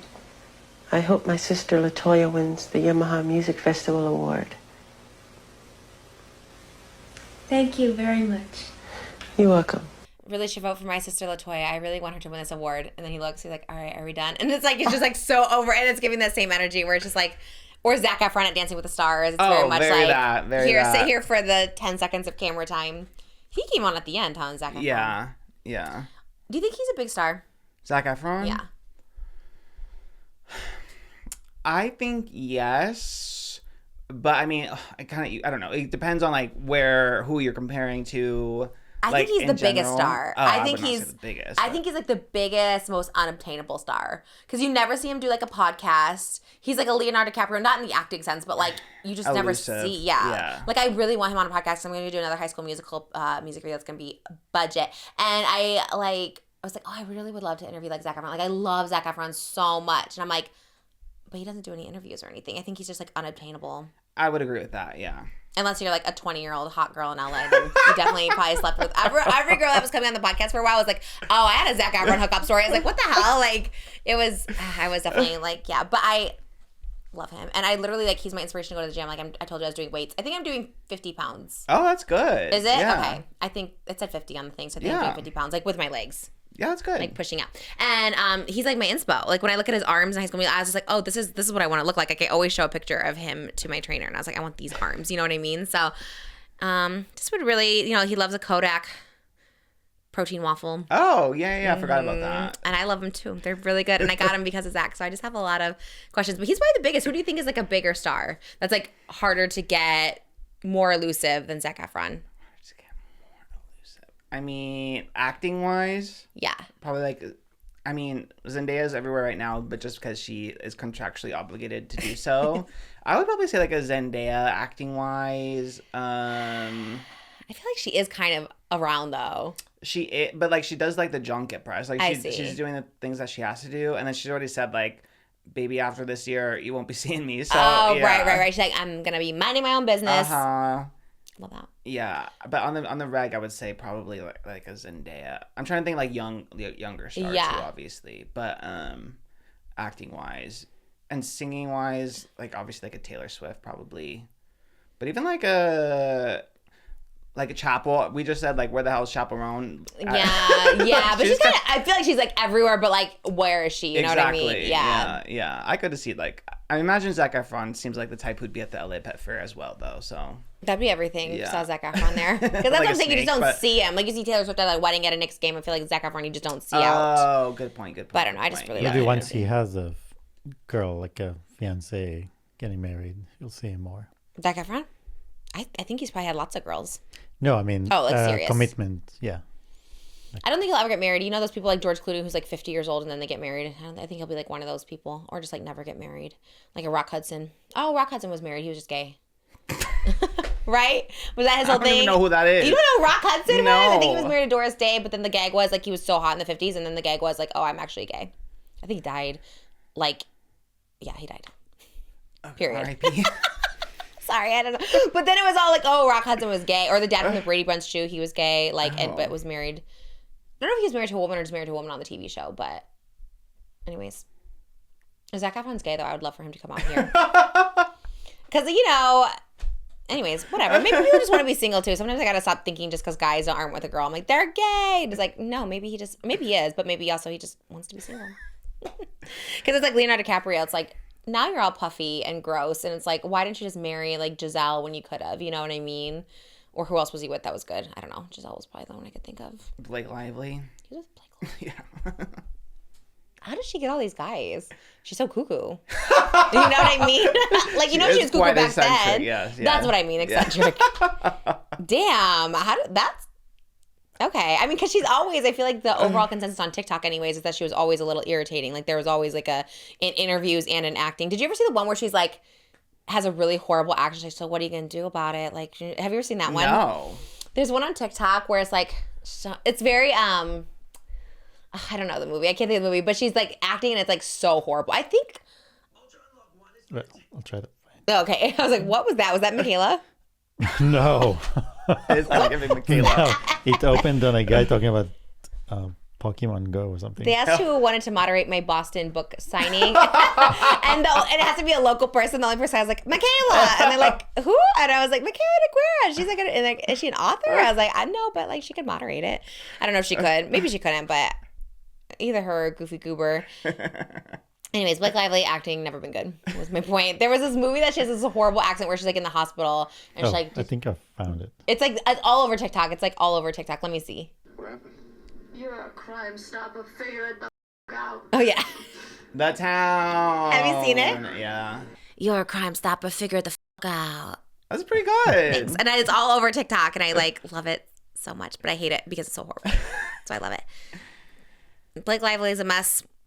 Yeah. I mean, I always go back and forth. I did like her in the shark movie. She kind of ate with that, no pun intended, Shark because the shark, movie. I think, bit her arm off or something. There was a shark movie. What shark movie was she in? God, I forget what it was called. I saw it in the theater. I was that seated. Well, in my defense, I love shark movies, but You do? I love a shark movie. David Dobrik was supposed to be in a shark movie. Which one? He got offered to be in a shark movie, but he turned it down because he had to be shirtless in the water. But then he saw that there were other people with clothes on when the movie came out. I think it was on Netflix. I don't think he said the name of the movie. I think it was on Netflix. And then he was like, oh, people had their shirts on, so I could have also been eaten. And it was like to be eaten by a shark, but I don't know shark movies like that. Are you like glued to like Sharknado and those kind of shark movies? Not a Sharknado. That's the first one, yes, and then they kind of lost the plot. But like a shark survival story. I am. They're usually so like campy. Like open water. Yeah, like an open water. I love that one. The Mandy Moore one where she was like trapped in a shark cage. That one was fierce. And Blake Lively and whatever that shark movie was. You like don't know what it's called? I forget what it's called. She was a surfer. And she went out, I think it was like in Mexico or something. And she was pretty fierce in that. Yeah. Is it based on a real? Because I remember there was a girl that got Lost her famous. arm. That yeah. Oh, no, that's Soul Surfer. That was Bethany Oh. Hamilton. What This about- one was, I think, fictional because the shark was like on fire at one point. And I don't think that was real. I love gag ones like that though. That's so fun. I wish. Did we already talk about this on the podcast? Because it's also on my TikTok, but we already talked about it. The old school Jaws at the Universal tram ride, like the one in Florida where it's like you go in and the Jaws comes out and it's like dark. Yeah. Do we talk about that on I here? think so. Oh my god, I see that old clips from like 1994 to like 2003 of that Jaws, and it's like scares the crap out of me so much. Would you go into the water? Because there was another movie where they had an animatronic shark, and maybe it was like a sequel to Jaws or something, and the person had to be, I think she was doing a split on the shark's mouth. Oh, Kenzie. Kenzie doing the hand slam on the shark. That's fierce. Did you ever see that one? No. And it was for a movie, and it's like an animatronic like shark in the water, and the shark comes up, and like the girl gets her snatched, eaten. Oh, No, I don't know if I like that. No, there was. And it was movie, dark. There was I saw a TikTok of. There was a similar movie, Jaws and Nachos, but it was called Orca. Same concept, but with an orca. Oh, that's a smart one. And it was like an animatronic orca. And I think now, especially because they look very real now, that it was very creepy because they also have to, like, similar, put their like foot in and shoot the scene, like getting their foot dragged by I'd the be so orca. scared. And it was scary. Like, it was No. only the head coming out of the water, but it looked like the eye and everything. It looked real. Yeah, that's how those Jaws ones look too. I think even animatronic, it could snap your foot off. You know what I mean? It's a Very robot. FNAF. Yeah, Five Nights at yes. Freddy's tease, 100%. Oh God, you're right. Did the sequel ever come out to that? FNAF 2? Yeah. Yes, girl. Where the hell have you been? Did we talk about it? You kept saying you're going to see it, and then I guess you never did. And what happened with that one? It didn't do as well as the first one, but I think there is going to be a third. I'm pretty sure. Did you see the last Scream? Did we talk about that one? I didn't see it, no, because well, I only really like Melissa Barrera and Jenna Ortega, and then Melissa Barrera got fired, and then Jenna Ortega left, and then I was like, I'm gonna stand with them, even though it was easy for me because I don't really like, and I don't have an attachment. I think Melissa Barrera is in Titanic. Oh, fierce! Yeah, Good. I think she's I'm there. rooting for her. I think it's closing though. Oh. But I love that show. I love it so much. Well, because I keep seeing the end of on TikTok. I keep seeing like this is the worst ending ever, and it's like a Scream, but they always cut before they reveal the killer. They're like, this is the worst killer reveal ever, and then they always cut. So I'm like, well, who's the killer? And it's like the last Scream. And they always show it's like Sydney, and they show like David Arquette, Matthew Lillard today. I guess they're like dead in the movie, and they're like taunting her, and then it's like the actual killer. And like this is the worst ending ever, and you don't know what the ending is. I know who it is. Who is it? And why is it so bad? And why does everyone like this sucks? Okay, spoiler alert for the last Scream movie. I don't think anyone cares, but just in case. So the old characters they brought back that were dead, like Matthew Lillard, Stu, whatever, they were AI. So like In the movie? Mm-hmm. Wait, what do you mean? Why didn't the actors just do it? Well, no, the actors did it, but they were like the characters were AI, if that makes sense. No, like, it does not make sense. The killer was taunting Sydney by making AI versions of past ghost faces to like make her think that they were still alive. You can make AI in real life, like a real life person? Like a deep fake. So if I'm looking at you, I could see... No, it was like video messages and stuff. Like it was like Matthew Lillard as Stu was like had like a video message to Sydney, and it was like Matthew Lillard current age. So it's like, oh, he must still be alive because how could he like be an adult? Yes, that's the scene. Okay, yes. why didn't they just AI it then? Why did they even have the actors come back? Because the SAG actors went on strike. Your union went on strike to prevent actors from being AI. Anyone? But then they put AI in the movie. Like, this is AI Stu. It's like, well, then just AI Stu next time. Then it's real. Then it's real. Okay. You got went on it. strike, and for what? I know, you're right. Okay, so who was was it an AI killer? No, it was Anna Camp. I forgot. She was like the neighbor. She was like Sydney's neighbor or something. And everyone was mad because she was like barely in the movie. Like she got like no screen time. So she kind of came out of nowhere. She was like, oh, we barely even saw this woman. Why is she? Yeah, why was she the killer? killer? She was like obsessed with Sydney for whatever reason. She had like had a book about her and something. I feel like that's the plot of everyone. I feel that's like every what I'm saying. movie. They're all obsessed with her. Yeah. Wasn't there one like Cotton Weary or something like that? He was also obsessed with her. There's always okay. That franchise needs to kill itself. Well, it's coming back for Nobody wants to see it. Nobody wants to see that. Well. Oh, did you see the Hudson Williams controversy?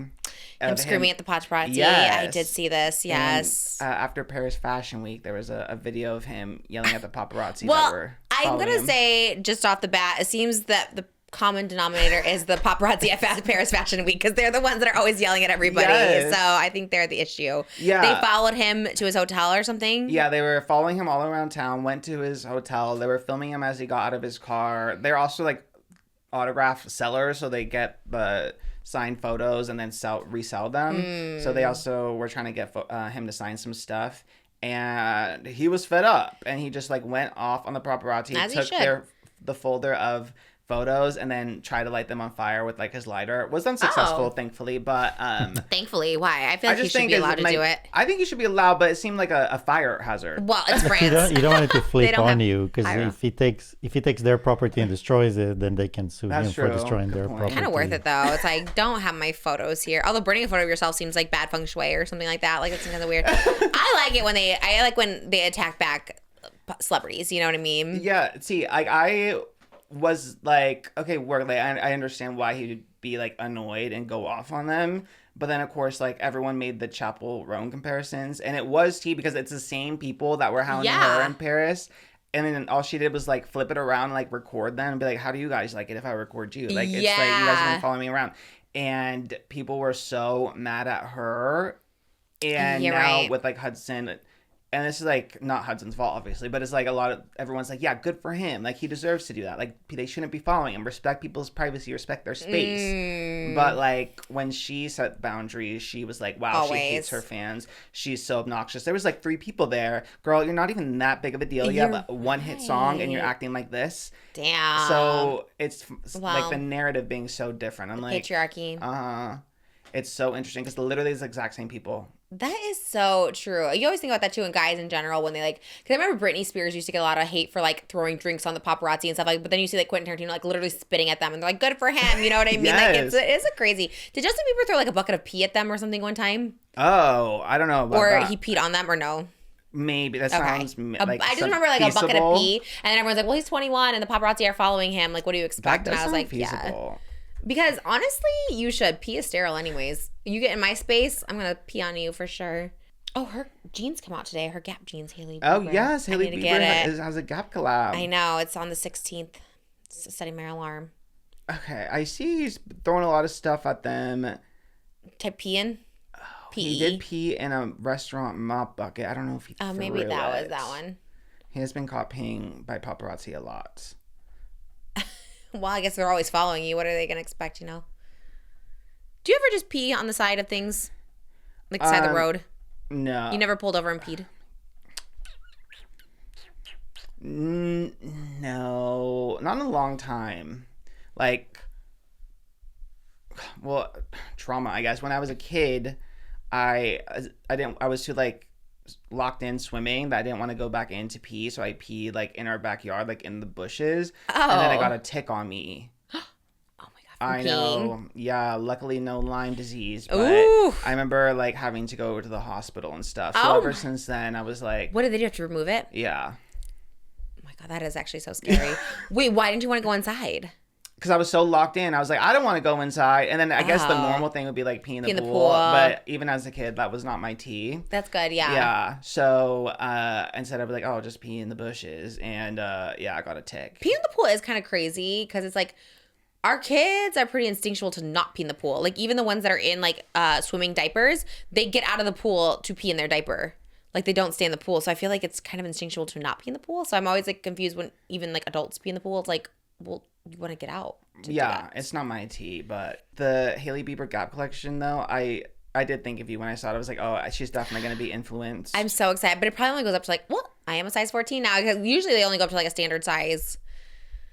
I don't know. Gap sometimes is for the... Yeah, I was going to say usually Gap. But sometimes not with these special collections. I hope so. They better go up to size 22s because that's what I was. And I never could find a good pair of jeans. They are inspired by her own men's Gap 90s loose jeans. Her own men's Gap. I guess she has a pair of men's jeans from the 90s, so this is a new collection inspired by that. Are you going to get some? You into baggy jeans? Not really, I guess. I mean, I like the concept of them. They look good on her, I will say. I think that too. With small people, it looks good. Yeah, like when Cat's Eye wears them, I'm like, that's fierce. So you know? cute. But I feel like when I wear them, they look like skinny jeans. They No. do. Because the thing is, they're making these new baggy jeans, and it's like, so it's like fitted here, and then it's supposed to be baggy, but the problem is because I do have like large thighs, like I think they're not made for like large thigh people. So if I got a size up, right, to make them baggy, this part is baggy. I can't get the fitted one because they kind of do proportions based on. I've bought a lot of baggy jeans lately, and they just don't bag the way they should. I guess if you were really locked in, you could just get it like a bigger size and then get the waistband tailored to fit. That is a lot of work, and I fear just the concept of you like going to the dry cleaner and like I don't. Is that where the tailors are? I always used to go to a mall like Dillard's or Nordstrom's had tailors. Like, can you tailor this for me? But also, I don't like to tailor. Jen Tran from The Bachelorette, she had 8 things she spends her money on, and she said tailoring. Tailoring is tea. Is it tea? It is tea because like especially when I am pausing because I'm not trying to hate on Jake Shane, but the big switch up with Jake Shane is when he like I could tell he started getting pieces tailored because like, and I'm similar where like I'm like shorter and like my proportions aren't like standard or whatever. Like I see. I have shorter legs, like a longer torso, so things fit awkwardly. But once you have like tailoring to fit and accentuate like the right parts, like it makes a world of a difference. Yeah, tailoring is tea. I think I've ever tailored anything. Because when I got a suit, for example, wedding and premiere and stuff like that, so when they tailor the suit to you, that's why you look so amazing and you feel amazing because it just like fits you like a glove. Yeah, so it's a good hack if you just get clothes and then go to the tailor to But that's so much more money than it's like double the money for a pair of Gap jeans. No, because the tailor is like a few bucks to just move a few little bucks. Stitch. Oh yeah, it's like cheap. $20 max Just to move a stitch, and suddenly it's made for you. Pretty impressive. All right, another thing worth your money, worth the spend. Yeah, that's on your 5. Did you Was Jake Shane on Jay Shetty? I think I saw him on there. I thought All Millie the Bobby influencers. Brown was. I think today Jake Shane just went on. I don't know what he was talking about, but I wanted to watch it. Okay, I'll lock in for next time because I love a Jay Shetty podcast. And then when I saw Jake Shane on there, I was just like, oh, I want to know what he's talking about. I know. What could he? He definitely has some lore. Oh, Is he? Jay Shetty was. Oh no, that was a year ago. Jay Shetty was on Therapist. He was. He was doing a an year interview ago. Yeah. He's elusive. He might be more elusive than I Zac don't Efron. see him on. No. Oh, so maybe it was an interview clip, but I swear it was him with the on purpose microphone like in front of him. There's not a new one? Or maybe it's coming out. Was it a preview for it? Oh, maybe. Yeah. That makes sense. I do follow Jay Shetty on TikTok. Yeah, because as of right now, no. The last one was Millie. Maybe I'm wrong too. The last one that he I posted saw on Millie. YouTube was Mel Robbins. But yeah, I definitely saw Millie. I thought she was with him, but Or anyway. maybe there's like an audio only. Yeah. Wait till the video comes out. Alex Earle revealed, shocker, that she will finally be addressing the Alex Cooper drama in the Netflix show. Oh my And God. I mean, we're over it water now. is wet and the sky is blue. Right. And, It's like, all right. like obviously. And now we don't care. We're like, okay. And now she's pregnant. And now it's like, okay, don't do that to a pregnant woman. You know what I mean? It's kind of like, okay, let's just let her have her baby. Bad timing. That is so funny. Do we care? No. I like Alex Earle. I like her. I like Alex Cooper. I don't know if I care about this drama anymore. Because it's like, what's the reveal?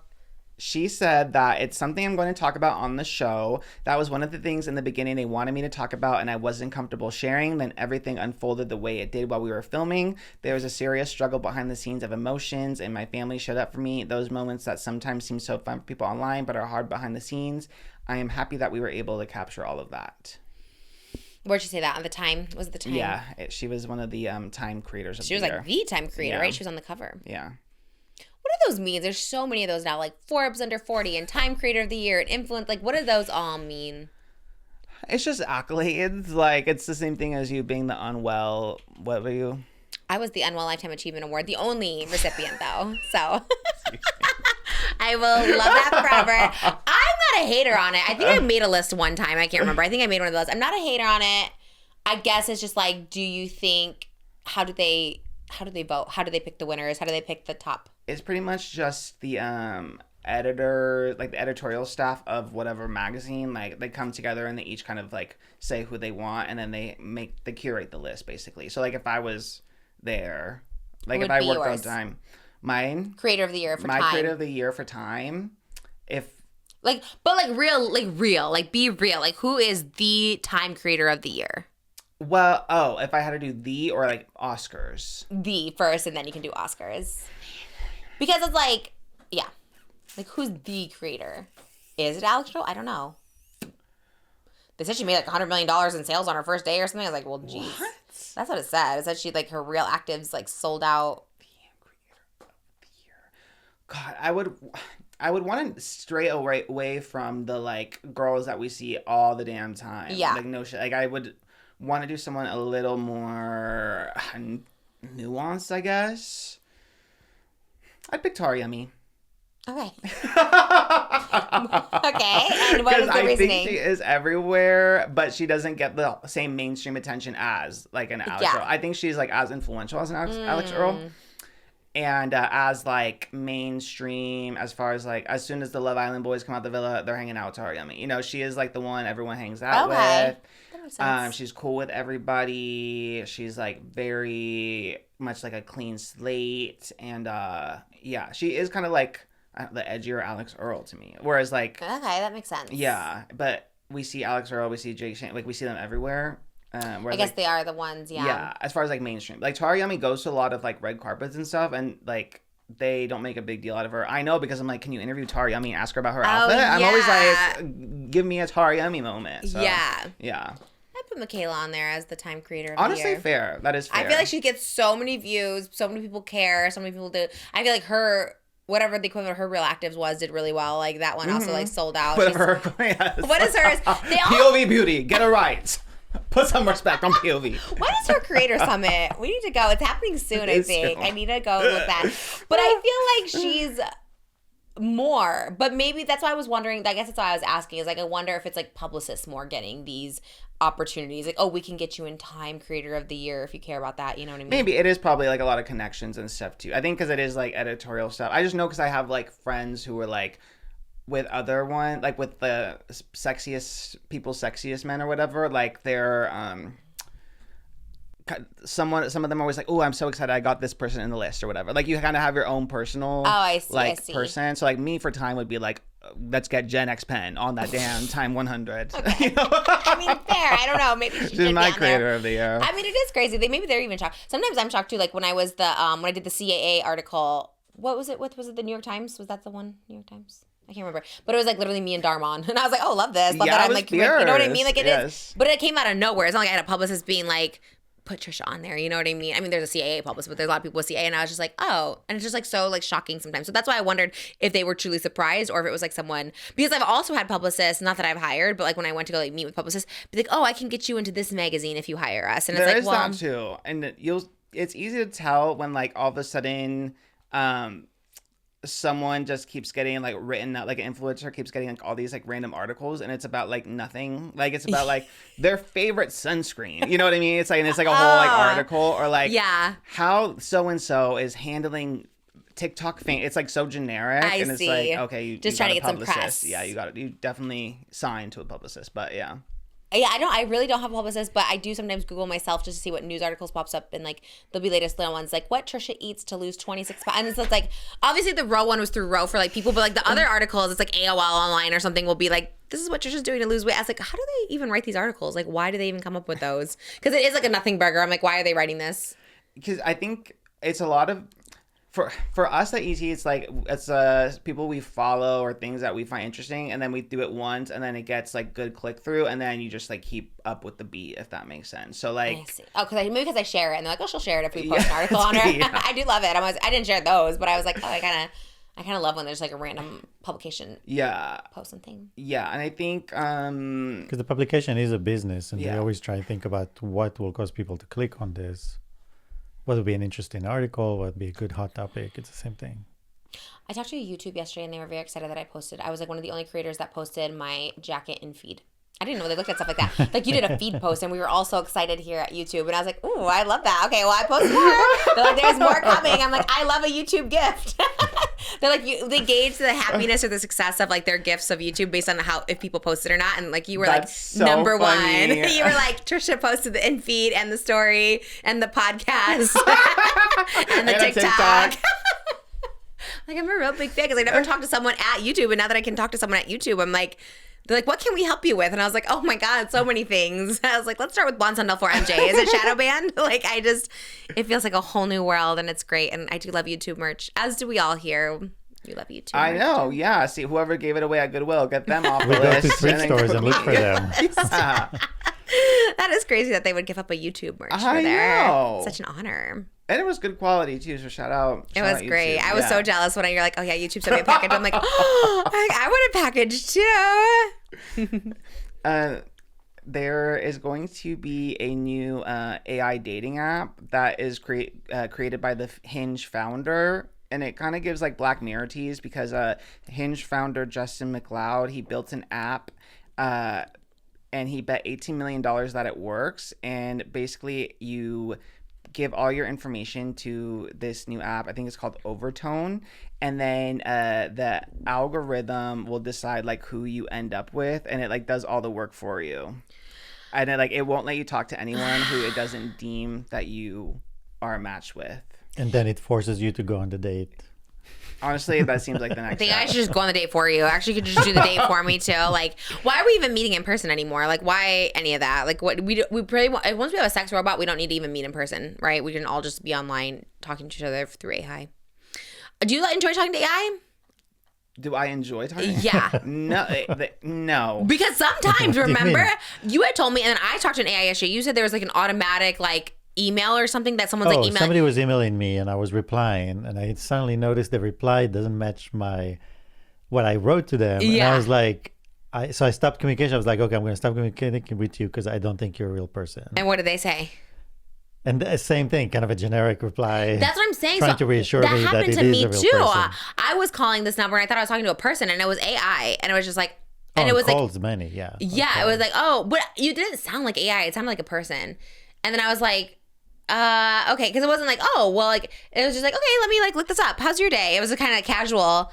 And then same thing. And then I was just like, okay, well, I can't do the phone call that day anymore. And they're like, what time works for you? And I was like, are you AI? And they're like, let me check. And I was like, because the conversation at the beginning was so flowy. Then it became obvious AI or computer or whatever it was. But like the beginning was so like, Trisha, how's your day going? Looks like you're in California. How's the weather? It's cold here. Like it was being like Well, a person. And then it switched to the like, let me check if that's available. And I was like, this bitch. I hate it. I hate it. But I guess, I mean, people enjoy talking to it, I guess. Which is very scary. Very scary. The AI psychosis of it all. Is this dating app a thing? Like a real thing? Well, investors have put $18 million into it. It's not out yet, but it's the same company that does like OkCupid, Hinge, and Tinder. So I feel like it's because those are so big and like the mainstream dating apps, it does kind of seem like inevitable, which is really scary. Do you think anyone just talks to people like when they go out, like just hits on people when they go out? Or not hit on, but like talk to people? Like do you talk clavicular to people? all day.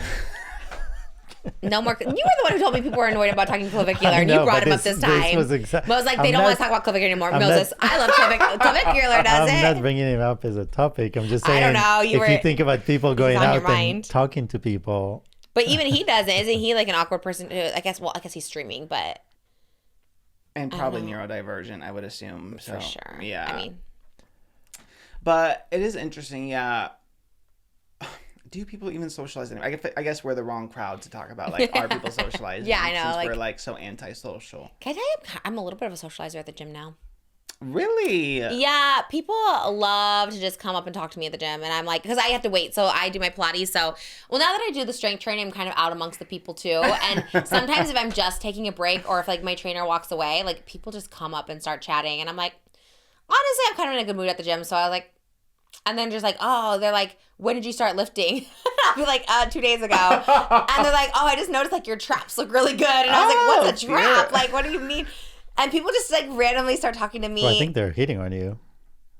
Oh, you think? No, I think he was gay. No, maybe. If guys come up and talk to you at the gym. You think? Oh my God. I know today when I was getting my lotto tickets, he's like, so how much more weight do you want to lose? And I was like, I think maybe like another 50. No, I think you lost the perfect amount of weight. And I was like, oh, okay, thank you. I'm like, well, maybe another 50. He's like, no, you don't want to get too skinny. And I was like, well, I'm 200 pounds. And I told him that.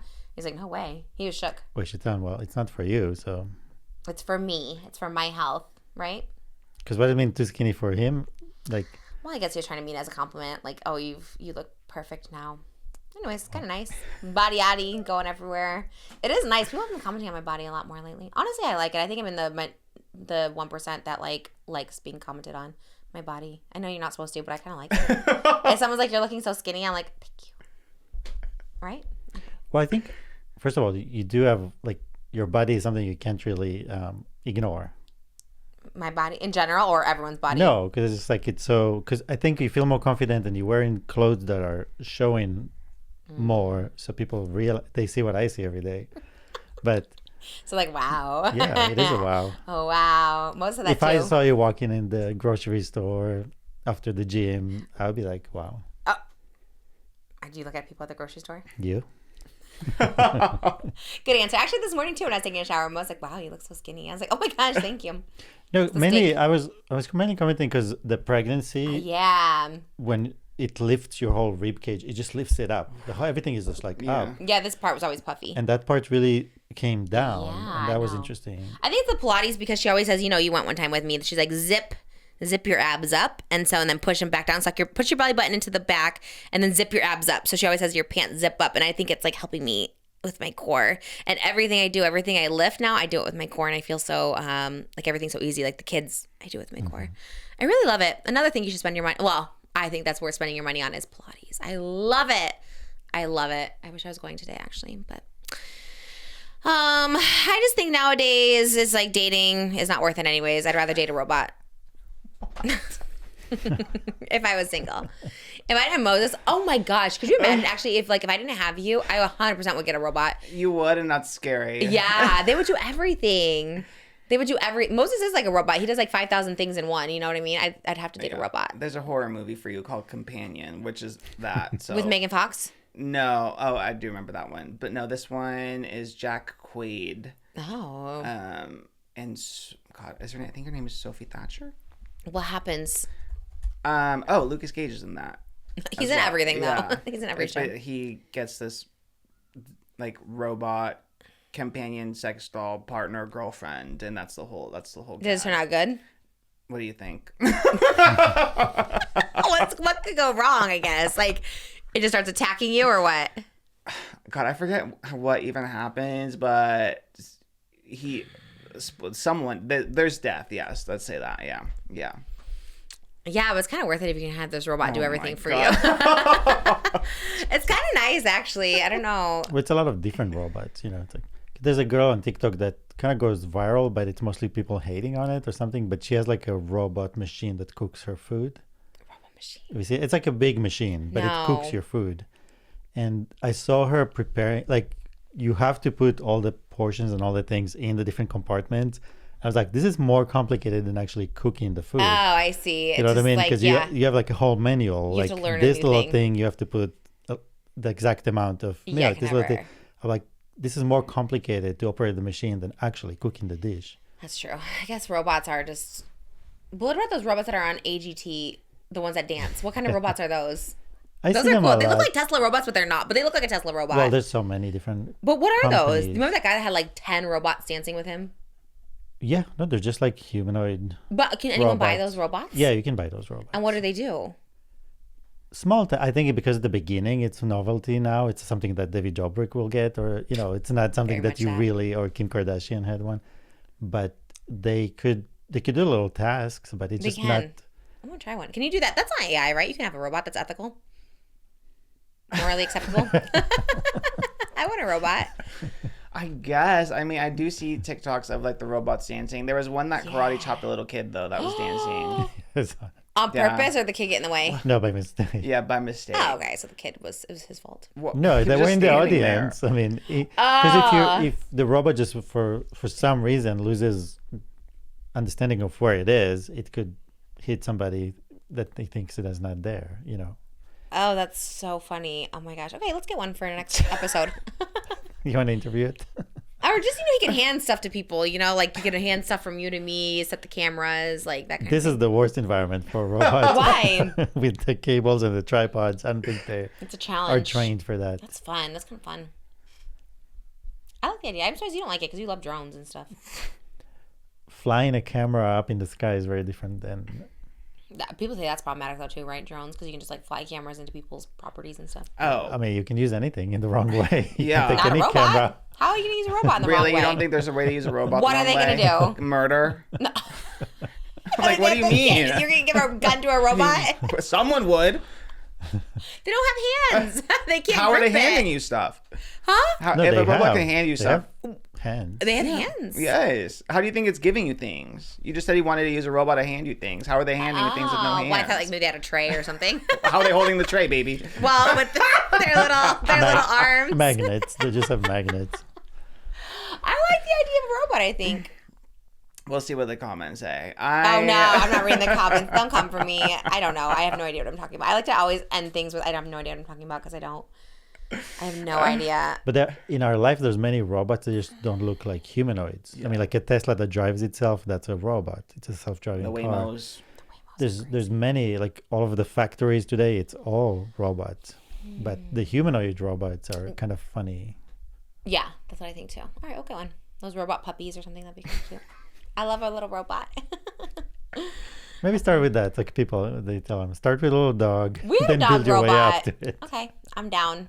I like the future, except for AI. Are you going to be enrolling in Streamer University?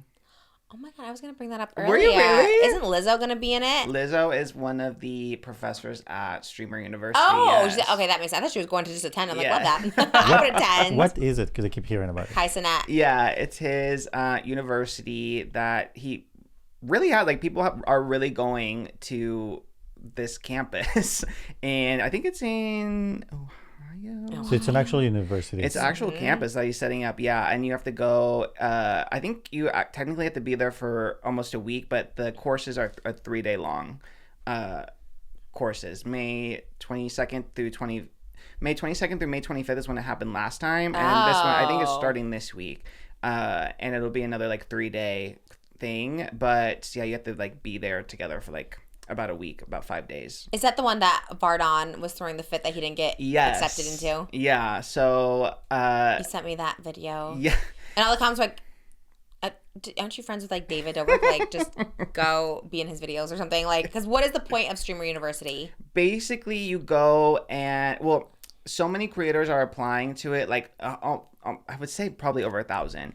And last year it was like 200 were selected. I think this year was about the same. But you go and you just are literally like learning the ins and outs of streaming from like the biggest like streamers in the world, and then also like just like the networking of it all. Like and you also like they're streaming the courses and everything too. So you're also like on like KAYDA's platform, so you just get like so much exposure. It's like the biggest possible collab you could have like as a streamer. But basically. what is on the stream? You're like sitting in a classroom and being like, here's a good analytic for you. Oh, I think it's more like experiential stuff. Like I forgot, Ludwig said whatever course he was doing, but it sounded like it was kind of like silly, you know, like it's, yes, you're learning stuff, but it is also like silly. Like what's Lizzo teaching? I would assume music. Let me see if they say the course rundown for this year. I kind of like the idea of it. I think they should do it like full time. Like people who want to do content creation full time, they should have colleges for them. Because people went viral just being accepted to the university. Because that's what I saw. Yeah. People getting. So if you're a streamer, you already started the course. You know, even just streaming that you get accepted and you go viral for I it. should ask my sister to submit. She Yeah. would like streamer you. The competition is quite stiff. Let's see. So it starts today. So it's the 15th through the 20th of July. Wow. Like 200 students were accepted. The one that stands out to me the most is probably Sky Jackson. Is she a student or professor? She's a student. Wow. I love her. Her hustle is... Didn't she have a baby too? Yeah, she had a baby. Damn. She's a mommy. She's a streamer. I saw a clip of her. Was like, she's like, oh, I didn't know how to go there for 5 days. She thought it was like a 1-day thing.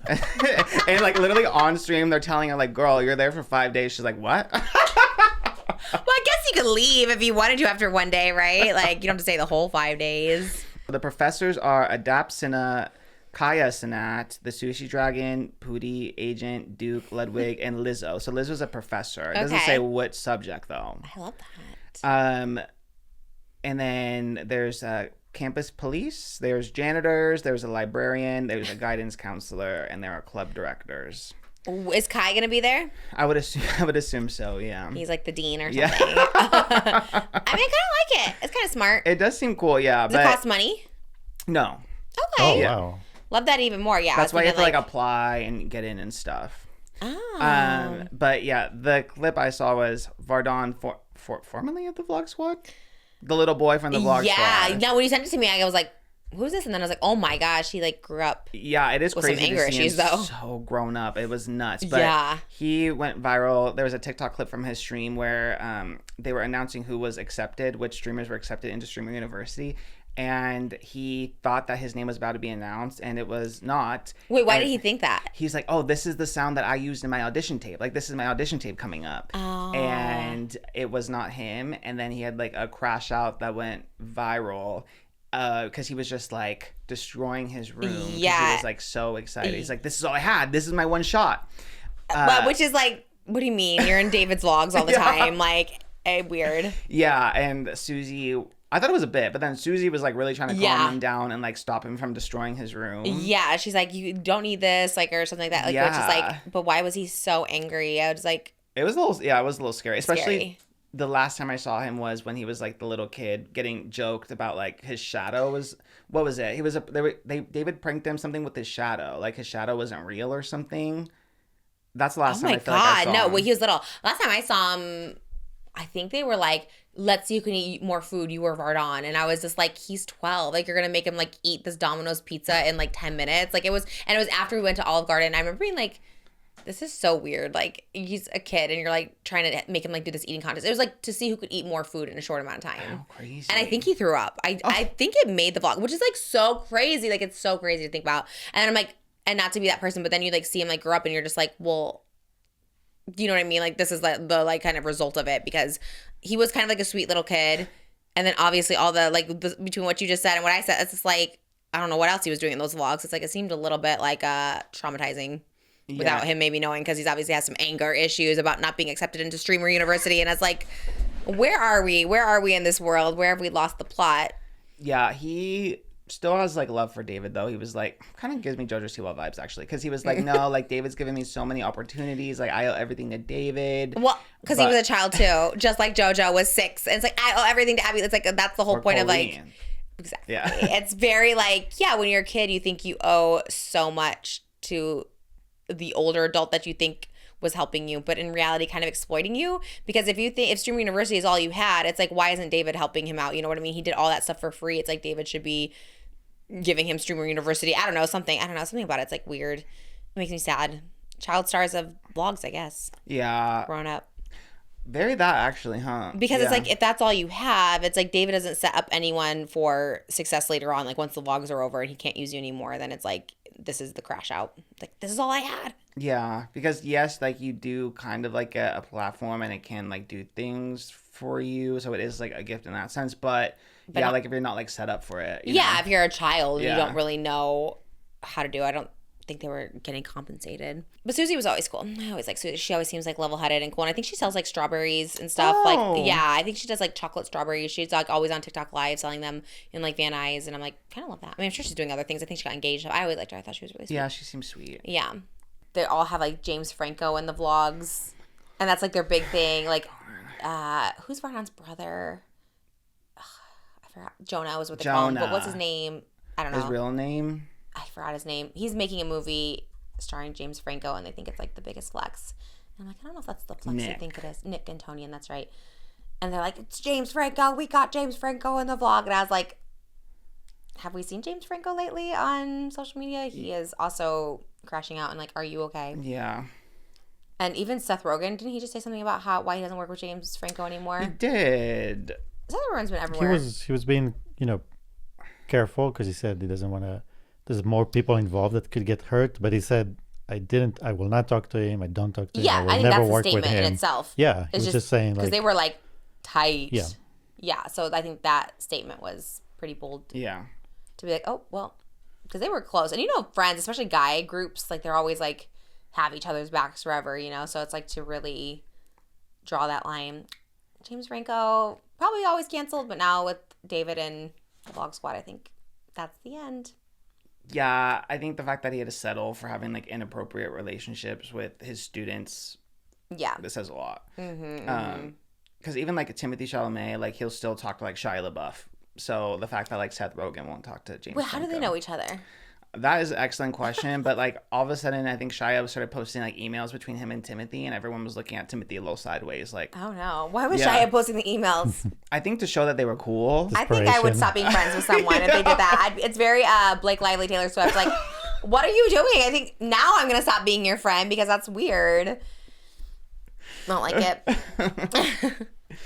Ariana Grande confirmed back with her ex-boyfriend Ricky in cancer season.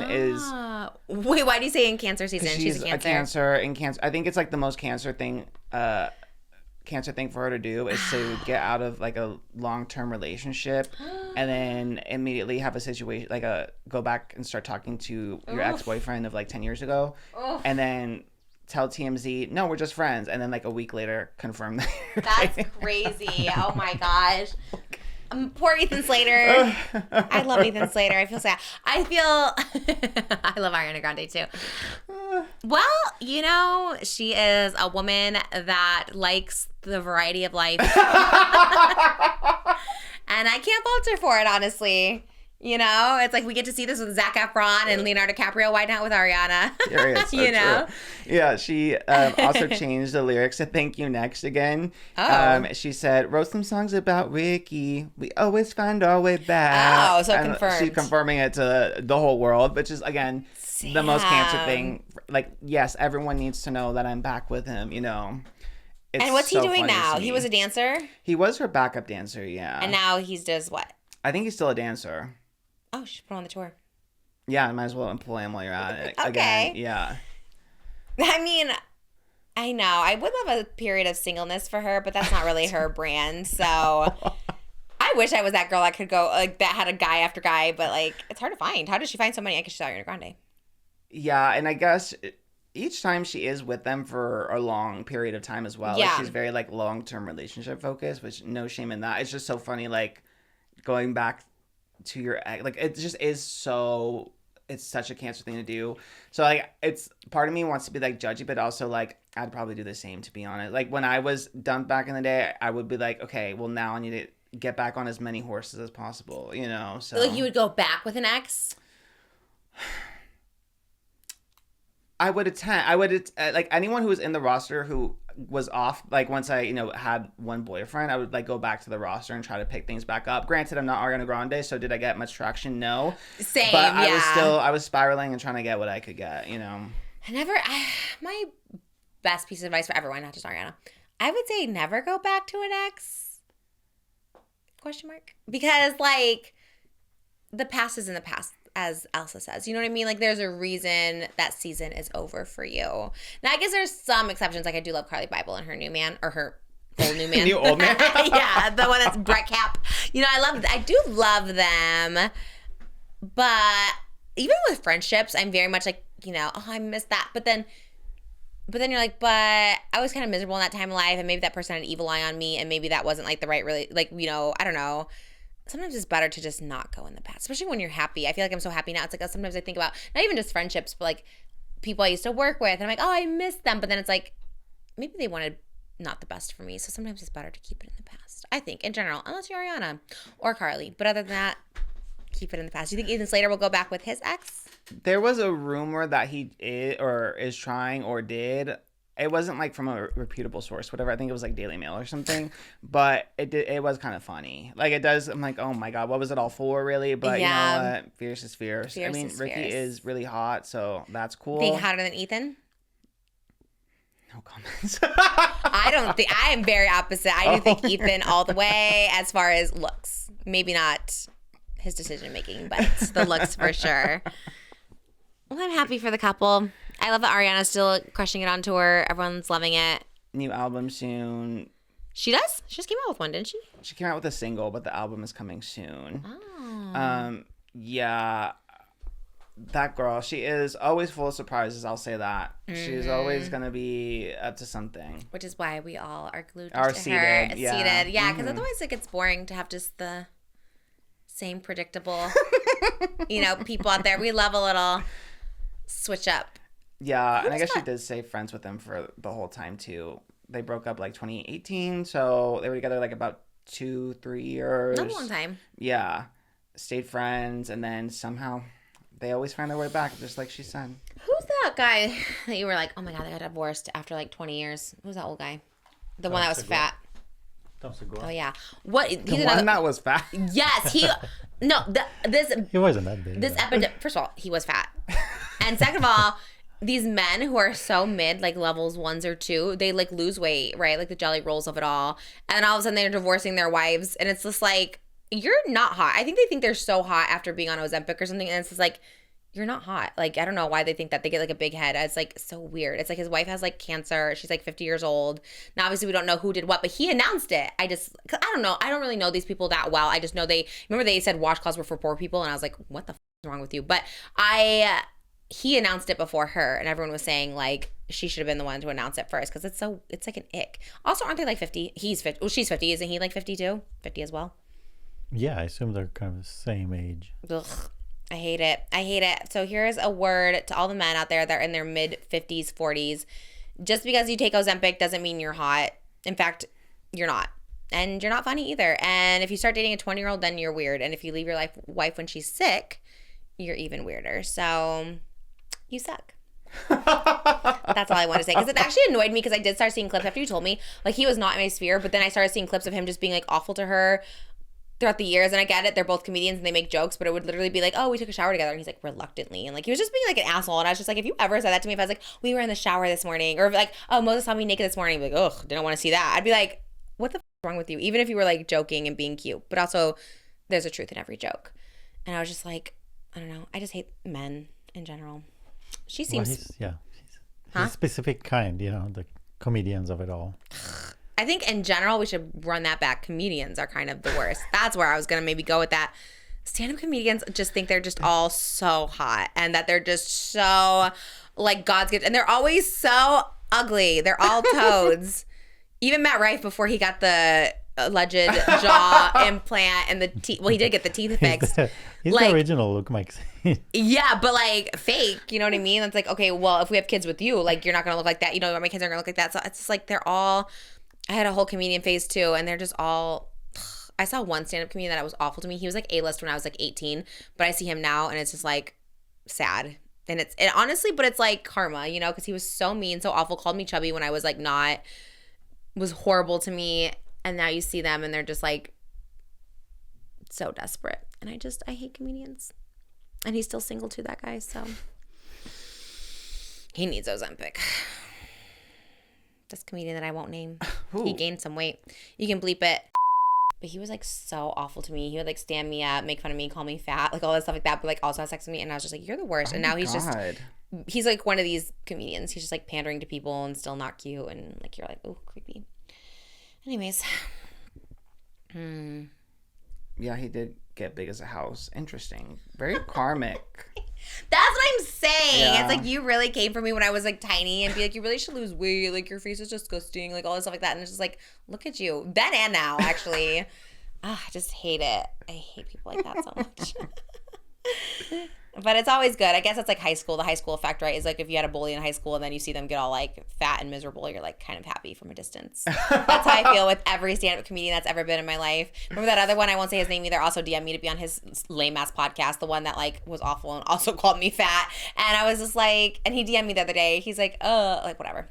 Anyways. It's kind of just nice. How many comedians were you dating that called you fat? Too many, because I worked at probably 4. Oh my God, that's crazy. I worked at like Laugh Factory as an assistant to this other comedian, the one we saw. I remember on Facebook doing the ones where he was shouting at people in cars. And these guys, they just thought they were like the hottest. Now they're like doing this social media, and it's like actually so cringy because they're like in their 50s, 60s. And it's like, you made fun of me for doing this. I remember specifically the guy that I was the personal assistant to. I actually ended up quitting because I got Who Wants to Be a Superhero, and he like didn't want me to do it. He's like, what are you going to do? He's like, you're going to be doing MySpace for a living. And it's like, yeah, I am. Now you're trying to do the same thing on Facebook, you know? And it's just kind of like a nice, what do they call it? Like a, I guess revenge, I guess. I don't know. When I asked people who should play me in a movie of me, people said Renee Rapp. And I love that. Oh my God. Well, the top 3 was Meg Stalter, Nicola Coughlan, and Renee Rapp. And I was like, love Nicola. I think Nicola should be the one. I mean, I love Meg too. But she already did the Lena Dunham, like, kind of biopic-y show. Oh.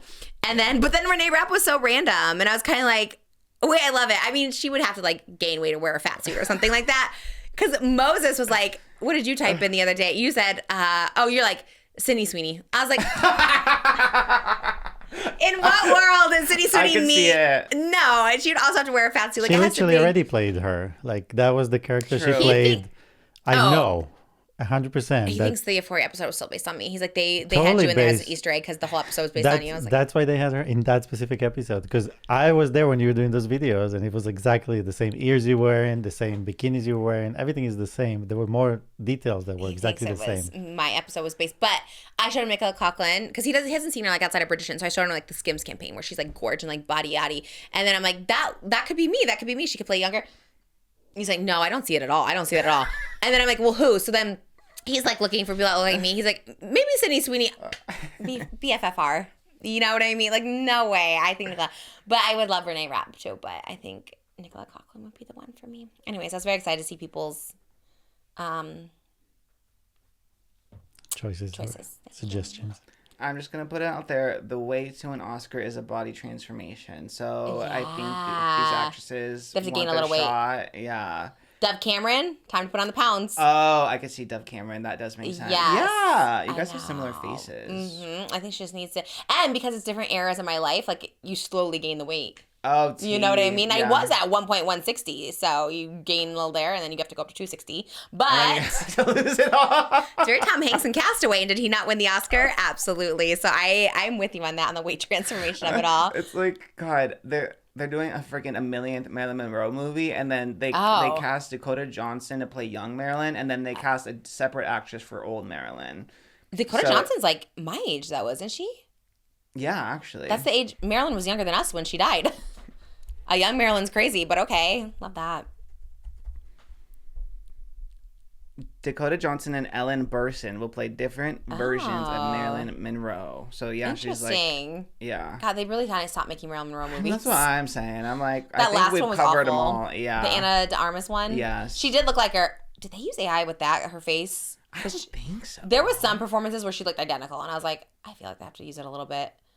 Well, they do a little bit of prosthetic and good Yeah. makeup. Well, like how you were saying with the faces, they did that on America's Got Talent because it looked like Elvis was on stage, and I think they just superimposed like an AI version on someone that was on stage. It was crazy because he had Simon Cowell on his face too.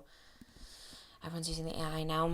I'm cursed. I have a girl group Don't curse. say I that. fear. Oh, okay. A girl group okay, curse, you're yeah. cursing the girl groups. Which Well, one? I'm not cursing them. It just so happens that, like, if you are my favorite in a girl group, specifically a Hybe X Geffen girl group, you will somehow quit or What leave. happened? So, Cat's Eye's sister group, Saint Satine.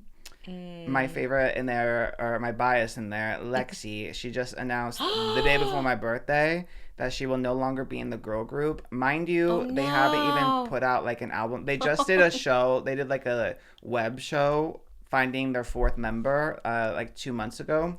They just announced the 4 of them. And then before they even put out a song, they issued a press release saying Lexi will no longer be in Saint Satine. And she was my bias. And then I also was like commenting on their Instagram when they announced them. And I was like, yes, Lexi, love that. And now everyone's mentioning me like, Oscar, how well did this age? Stop. Yes, what happened? What's your theory? Girl, well, the irony is she was also in the Dream Academy, the Netflix Pop Star Academy show. And she quit that show too because it was before they told them that they were going to have to like compete and fans are going to vote for like who stays or whatever. And she was like, well, like, I didn't sign up for this. Like, I'm just going to leave. Like, I don't want to have to, like, be voted in or, you know, go against my friends or whatever. So she quit that.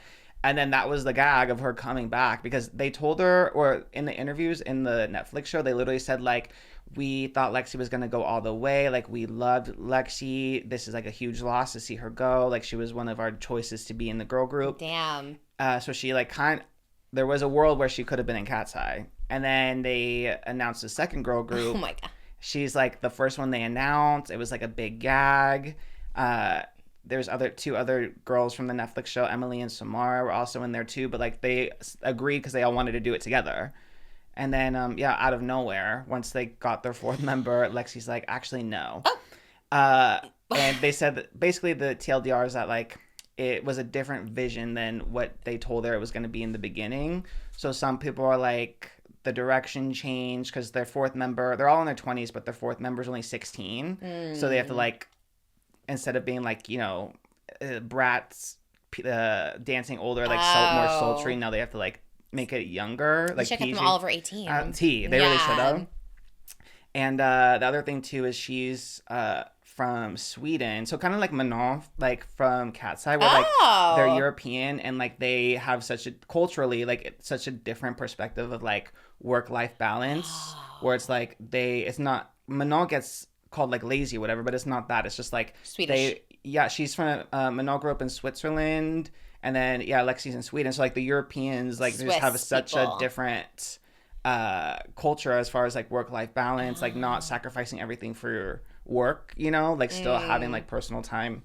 So some people think that could have been a part of it too, but I just cannot get invested in a girl group from now on because what is happening? Don't pick a favorite. Well, I think the moral of that story, even though I know you love her, is maybe don't put Lexi in a group. I think she's gonna she doesn't do want to solo. do it. Yeah, I think she doesn't want it. And now it's like a meme. People keep posting the photo of her, like where they announced her, like day 1 of no sugar, and then they quote tweet it like the next day and be like, day 1 of no sugar. Me at the gym when it's a little too crowded. Like everyone, like anytime you're just gonna like quietly quit something, or just Well, you and the Nikocado collaboration. Like you'd be like me when I collab with Nikocado Avocado. It's a photo of Lexi. You know, it's like whenever you're ghosting. She's a ghoster. That is for sure. Poor Lexi. I know, I love her, and I love the other girls too. But damn, I was so excited for the 4 of them, and now it's like, what the hell are we gonna do now? So are they gonna find a replacement? They did not say. I feel like they can't just be 3, especially 2 in their 20s and one 16-year-old. I feel like Right. Like maybe. So maybe cut the 16-year-old and just have the 2 in the 20s. Just have a duo. You know what I mean? A little tattoo style. I suppose maybe, I don't know, but Yeah, I don't know if we need. Anyways, the new Cheetah Girls are coming, so they probably are taking over the quad group. I'm not gonna pick a favorite Cheetah girl. It would because Yeah, then they're gonna like leave. there's gonna be a curse on them too. Yeah. Except for Yeah. that Cheetah Girls in Africa. I'm pretty excited for that too. It's kind of controversial, I guess, because no Keely Williams, but I know she and Raven always had a little bit of beef back in the day. So And she didn't want to come back. It's like, put that beef aside. I know. I love Raven.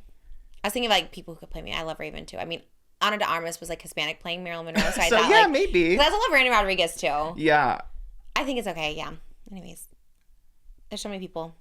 I think everyone's talking about the virus of the Taco Bell. Well, we did talk plenty about it. I think if TMZ's texting me about it, I think that's the. That's Tana true. got the Taco Bell virus will be the title. Oh yeah. There's so many Tana hot topics. Tana was at Olive Garden, saw David Dobrik in the squad too. That's on our Patreon on Not Love Line. And the Olive Garden all you can eat pasta pass is back, which that's kind of Oh, tea, but what does that mean? it's $99 and you can for 13 weeks of unlimited pasta. What? 13 weeks. But what does that mean? You come in every week and have unlimited pasta for I can $9.99? go like every day. You have a pass. That's- Uh-huh. So for $10, you can just go in every No, day. $99.99. $100. $100 for Unlimited pasta. 3 months. Pretty good deal. We should go do that. That's fun. We haven't gone to Olive Garden in so long. That's actually, is that good? I guess you just have to go a lot to make You it have worth exactly, yeah. It's kind of like AMC A-list. Like if you are at least going a couple times a month, then it's worth it. Same if you're going a couple times a month to Olive Garden. it. But I don't know if anyone's doing that. It feels Tea, a little that's kind of the gluttonous challenge. too. Is to be like, well, I have $100, so I should go eat some more pasta. But damn, Olive Garden is good. It is good. We haven't been there in so long. Keep Olive Garden in business, because I swear if those close down one day, we're all screwed. All right, you guys. Well, this was our episode today, and I had fun. I always have fun in here. It's always a key. Are we doing Patreon? Yes, I think so. Okay. Okay. We'll go do our Patreon, and I love you guys. Go see a movie this weekend. What's out this weekend? The Odyssey? The Odyssey, yeah, it's great reviews. It has great reviews 98%. on Rotten Tomatoes. I just saw Will Ferrell on Amy Poehler, and their movie The House has a 4% on Rotten Tomato. For which movie? The House. Did you ever see it? We saw it. Did we see it No. together? It's the one where they're gamblers and they're running like a gambling circuit out of their house because they're in debt or something. They're like parents, like normal suburb parents, but they start an underground gambling ring in the suburbs. Who's in it? Amy Poehler and Will Ferrell. I don't think we. No. I definitely saw it in theaters. Was it not with you? I guess In it was a while ago. theaters? No. I was seated for it. Anyways, I love Amy Poehler's podcast. I want to go on it too. Okay, I'm gonna wrap it up for real, you guys. Any final words? Let's do final words, actually. Moses, what is your final words for the people? Anything. For me, it's we gotta find a way to resist AI and keep our environment safe. Because that's where the problem is. The effect on the environment. That it Rise has. of the resistance of AI. Use AI against itself. Okay. My final words are stream sarang hey. What? Thank you for the promo 3 months later. We gotta keep those numbers up. Baby. We can't let the song die. Thank like, you. yeah, let's keep Thank the you. legacy going. Okay, that's good. Support Taco Bell during these trying times. Like, I feel like there's a lot of people really trying to take Taco Bell down, the big bell. But you know what? Keep ringing that bell. Like, what has Taco Bell done but provide lovely food and snacks 24 hours a day, no matter breakfast, lunch, or dinner. And they got rid of that lettuce. They're like, we're not gonna even change it. We're not gonna try and wash it. We're gonna just get rid of it. Yeah, we're not gonna put any of you in harm's way. We are just gonna take it off the menu. And you know what? Just beef in the tacos still slaps, you guys. So check it out. That's crazy, but maybe. And my final words is just, you know, I have nothing to say. I have nothing to go for, but I love you guys. And we'll see you soon. Have a great weekend. I'm excited for this weekend. It's gonna be good. Oh, I get my hemorrhoid off this weekend. It's gonna be fun. It's gonna be a resting weekend. Me on my side. All right, love you guys, and we'll see you real soon. Goodbye.